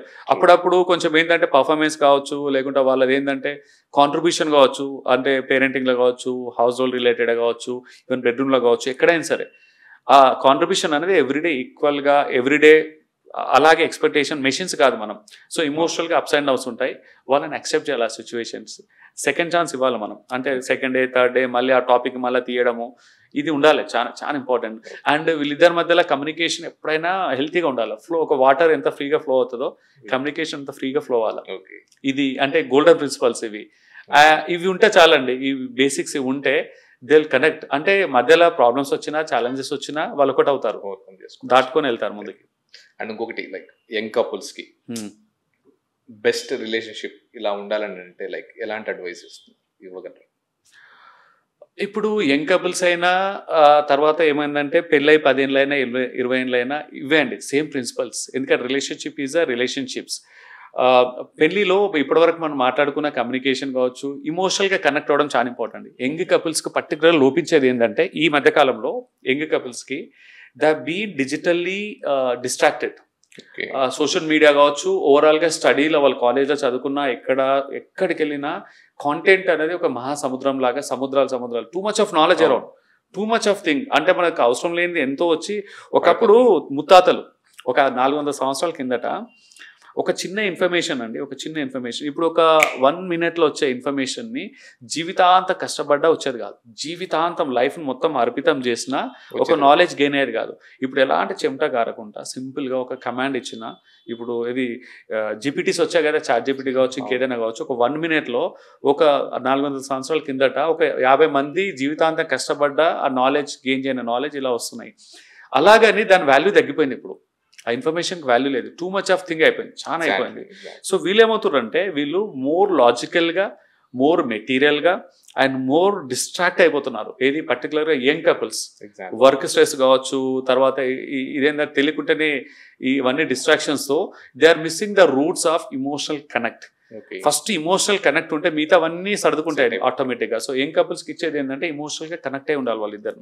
ప్రతిరోజు డైలీ డోస్గా వాళ్ళ టైమ్ అండ్ స్పేస్ని క్రియేట్ చేసి వాళ్ళ ఎమోషన్స్, ఒకరినొకరు ఎమోషన్స్ కనెక్ట్ అవుతే కమ్యూనికేషన్ స్ట్రాంగ్ ఉంటుందండి. ఒక్క ముక్కలో చెప్పినా దాని వెనకాల వైబ్స్ బాగుంటాయి, ఎమోషనల్గా కనెక్ట్ అవుతుంది. లేకుంటే కోపంగా అరిచి 10 నిమిషాలు చెప్పినా అది ఎక్కదండి, వాళ్ళు చేయరు పని. ఇంకొకటి అండి, రిలేషన్షిప్స్లో కొంతమంది పెళ్లి చేసుకోకుండా ఉంటారు, కొంతమంది పెళ్లి చేసుకుని ఉంటారు, కొన్ని లివ్ ఇన్ రిలేషన్షిప్స్ ఉంటారు. సో ఇవి ఎలా అండి, లైక్ సో ఎలా ఉంటే బెటర్గా ఉంటారు రిలేషన్షిప్స్లో కూడా? ఓకే, నాకు అర్థమైంది ఏంటంటే ఇప్పుడు సింగిల్గా ఉండే వాళ్ళు హ్యాపీగా ఉంటారా, ఆ రిలేషన్షిప్ ఎలా ఉంటుంది? పెళ్లి చేసుకున్న వాళ్ళు హ్యాపీగా ఉండట్లేరు, చేసుకుంటే హ్యాపీగా ఉంటారా? లివింగ్ రిలేషన్లో ఉంటే రాంగ్ రిలేషన్షిప్ ఎలా ఉంటుంది, పెయిన్ఫుల్ రిలేషన్షిప్? అన్నిటికీ ఒకటే ఆన్సర్ అండి. ప్రతి రిలేషన్షిప్లో నీకేంటంటే దానికి కావాల్సిన అంటే పాజిటివ్స్ ఉన్నాయి, నెగిటివ్స్ ఉన్నాయి. ఇప్పుడు సింగిల్గా ఉంటే చాలా మంది సింగిల్గా ఉండడం ఇష్టపడుతున్నారు ఈ మధ్య కాలంలో. ఎందుకు సింగిల్గా ఉండడం ఇష్టపడుతున్నారంటే, నేను సింగిల్గా ఉండాలని చెప్పట్లేదు, ఐఎమ్ నాట్ ఎండోర్సింగ్, ఓకే, కంప్లీట్గా వినండి ఆడియన్స్ చెప్పేది. సింగిల్గా ఉంటే ఈ వచ్చే మ్యారేజ్ ప్రాబ్లమ్స్ ఉంటాయి, కాన్ఫ్లిక్ట్స్. ఇంట్లో అమ్మ నాన్న గొడవ పడడం చూస్తారు పిల్లలు చిన్నప్పటి నుంచి. ఎంతసేపు మా అమ్మ నాన్న గొడవ పడుతున్నారు. సినిమాలు చూస్తే సినిమాలో కూడా ఎప్పుడు గొడవలే ఉంటాయి, సీరియల్స్లో అలాగే ఉంది, సొసైటీలో అలాగే ఉంది, న్యూస్ పేపర్లో అలాగే ఉంది. పెళ్ళి అంటే హ్యాపీగా ఉంటారు, ఎప్పుడు గొడవలు పడడమే అది ఇది అనేది. అవసరమా పెళ్ళి అని ఒక స్టేజ్కి వెళ్ళిపోతున్నారు పర్టికులర్గా యూత్. సింగిల్ కుట్టడమే బెటర్ అని దిస్ ఈజ్ ఒక పర్సెప్షన్ అనేది స్ట్రాంగ్ అయింది. ఇది ఒక రీజన్ అయితే గొడవలు. అది రెండోది అంటే పెళ్లితోటి నాకు ఫ్రీడమ్, ఆటోనమస్ వెళ్ళిపోతుంది. నేను ఒకరి మీద డిపెండెంట్ అవుతాను. నేను జాబ్ చేసా కానీ ఒకరికి నేను సరెండర్ అవ్వాలి, నేను వాళ్ళు చెప్పింది తినాలి. నాకు ఆ ఫ్రీడమ్ అండ్ ఆటోనమస్ అనేది ఉండదు. ఇండిపెండెంట్గా డిసిషన్ తీసుకోవాలని ఒక రీజన్ ఇదొకటి ఉంటుంది. అండ్ ఇంకోటి ఏంటంటే, నాకు కావాల్సిన కెరియర్లో కూడా నేను అనుకున్నట్టు వెళ్ళలేను, బైండ్ అయిపోతాను. ఫ్యామిలీ రెస్పాన్సిబిలిటీస్ ఎక్కువ అయిపోతాయి బాగా. ఆ రెస్పాన్సిబిలిటీని నేను అయిపోతాను అయిపోతుంది ఫర్ మల్టిపుల్ రీజన్స్. అన్ని రీజన్స్ తోటి నేను పెళ్లి చేసుకొని సింగిల్గానే ఉంటే బాగుంటుందని ఒక ఇంప్రెషన్లో వచ్చి చాలా మంది ఉంటున్నారు. సో ఇక్కడ ఏంటంటే, దీంట్లో ఇలా ఉంటే కూడా వీళ్ళకి జరిగే నష్టాలు ఎంబడే తెలియకపోవచ్చు. యూత్లో 20sలో తెలియదు, 30sలో తెలియదు, కానీ 40s వచ్చేసరికి దే విల్ స్టార్ట్ రియలైజింగ్. వాళ్ళకుండే పెయిన్ వాళ్ళకుంటుంది, డెఫినెట్లీ పెయిన్ ఉంటుంది. కానీ ఇప్పుడు ఫ్యూచర్లో వచ్చే పెయిన్ ఎవరు వాల్యూ చేయరు, వచ్చినప్పుడు చూసుకుందా లేనట్టు ఉంటారు. ఇప్పుడు ఇమీడియట్లీ నాకు ఏమైనా దెబ్బ తాకితే నా పెయిన్ అనేది ఫీల్ అవుతాను. ఫ్యూచర్లలో పెయిన్ని లైట్గా తీసుకుంటారు, దాన్ని అంత సీరియస్గా తీసుకోరు, వచ్చినప్పుడే తెలుస్తుంది. సో 40sలో 50sలో వాళ్ళకు ఏంటంటే, ఇంతకుముందు మీరు ఒక వర్డ్ వాడారు, ఇప్పుడు డబ్బులు ఉంటే మెటీరియలిస్టిక్ వల్ల పెళ్లిలో ఉండేవి అన్నీ వచ్చేస్తున్నాయి. అంటే మెటీరియల్గా కావాల్సిన వంట చేసి, అంటే నేను భార్య వంట చేస్తుంది, లేకపోతే సపోర్ట్ ఉంటుంది. ఆ సపోర్ట్ అంతా నేను స్విగ్గీ జొమాటోలో పెట్టుకుంటాను, బాబాయ్ హోటల్ నుంచి క్యారెట్ తెప్పించుకుంటాను, లేకుంటే మంచి మేడ్లు పెట్టుకొని సాల్వ్ చేయించుకుంటాను. అంటే భార్యలు అంటే ఓన్లీ హౌస్ మేకింగ్, హోమ్కి ఇదే కాదు, బాండింగ్ చాలా ఉంటాయి. కానీ ఇవన్నీ కూడా నేను లివింగ్ రిలేషన్షిప్లో బయాలజికల్ రిలేషన్ కూడా ఉంటుంది. నాకు పెళ్ళే వద్దు, నీకు ఎప్పుడు కావాలంటే అప్పుడు డిస్కనెక్ట్, ఒక కాంటాక్ట్ లైట్ స్విచ్ లాగా ఆన్ ఆన్ ఆఫ్ లా కానీ ఒక ఇంప్రెషన్లు ఉంటారు. కానీ ఇవన్నీ టెంపరీ అండి. లాంగ్ టర్మ్లో బాండ్ అనేది, ఫౌండేషన్ అనేది గట్టిగా ఉండదు. వెల్తీతనం అనేది ఎప్పుడు వస్తుంది అంటే 40s తర్వాత స్టార్ట్ అవుతుంది స్లోగా, 50sలో ఎక్కువ అవుతుంది, 60sలో అయితే పీక్లో ఉంటుందండి బాగా. మేము చూస్తున్నాం కదా చాలా మంది కపుల్స్.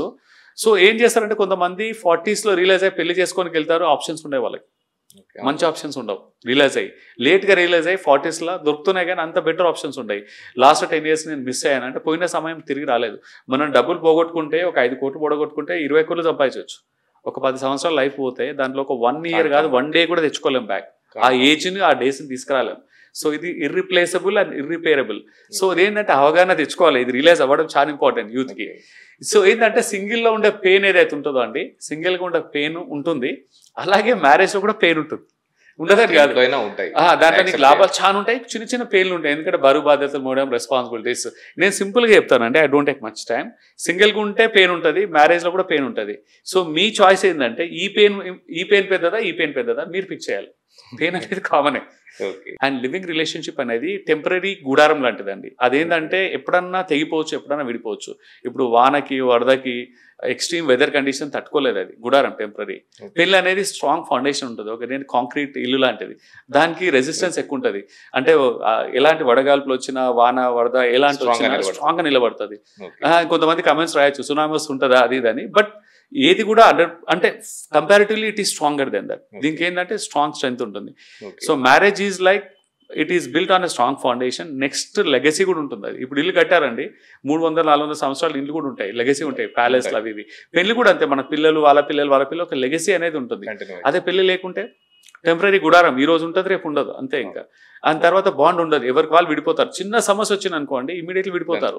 ఎలాంటి బైండింగ్ లేదు, కోర్టు, డివోర్సులు ఎలాంటిది ఏం లేదు, ప్రాసెస్ లేదు, కలపడానికి ప్రయత్నం చేయరు, అవసరం కూడా లేదనుకుంటారు. ఇంకో దగ్గర ఎక్కడికి వెళ్ళినా అంటే ఆ ఇమోషనల్గా కనెక్ట్ కానీ, ఆ బాండ్ కానీ ఉండదు. సో పెయిన్ అనేది అన్నిట్లో ఉంటుందండి. సక్సెస్ అవ్వడంలో పెయిన్ ఉంటుంది, ఫెయిల్యూర్లో కూడా పెయిన్ ఉంటుంది. సో మనకు ఆ పెయిన్ని మనం ఎంబ్రేస్ చేయగలగాలి. ఏ పెయిన్ పెద్దది, సింగిల్గా ఉండే పెయిన్ పెద్దదా, పెళ్లి చేసుకుంటే పెయిన్ పెద్దదా, నీకు ఏ పెయిన్ అయితే నచ్చుతుందో ఆ పెయిన్నే ప్రిఫర్ చేయి. Okay, thank you so much Ganesh గారు. వెల్కమ్ అండి, and thanks for inviting me to this podcast. Wonderful, I really enjoyed. Most welcome అండి. థ్యాంక్ యూ అండి.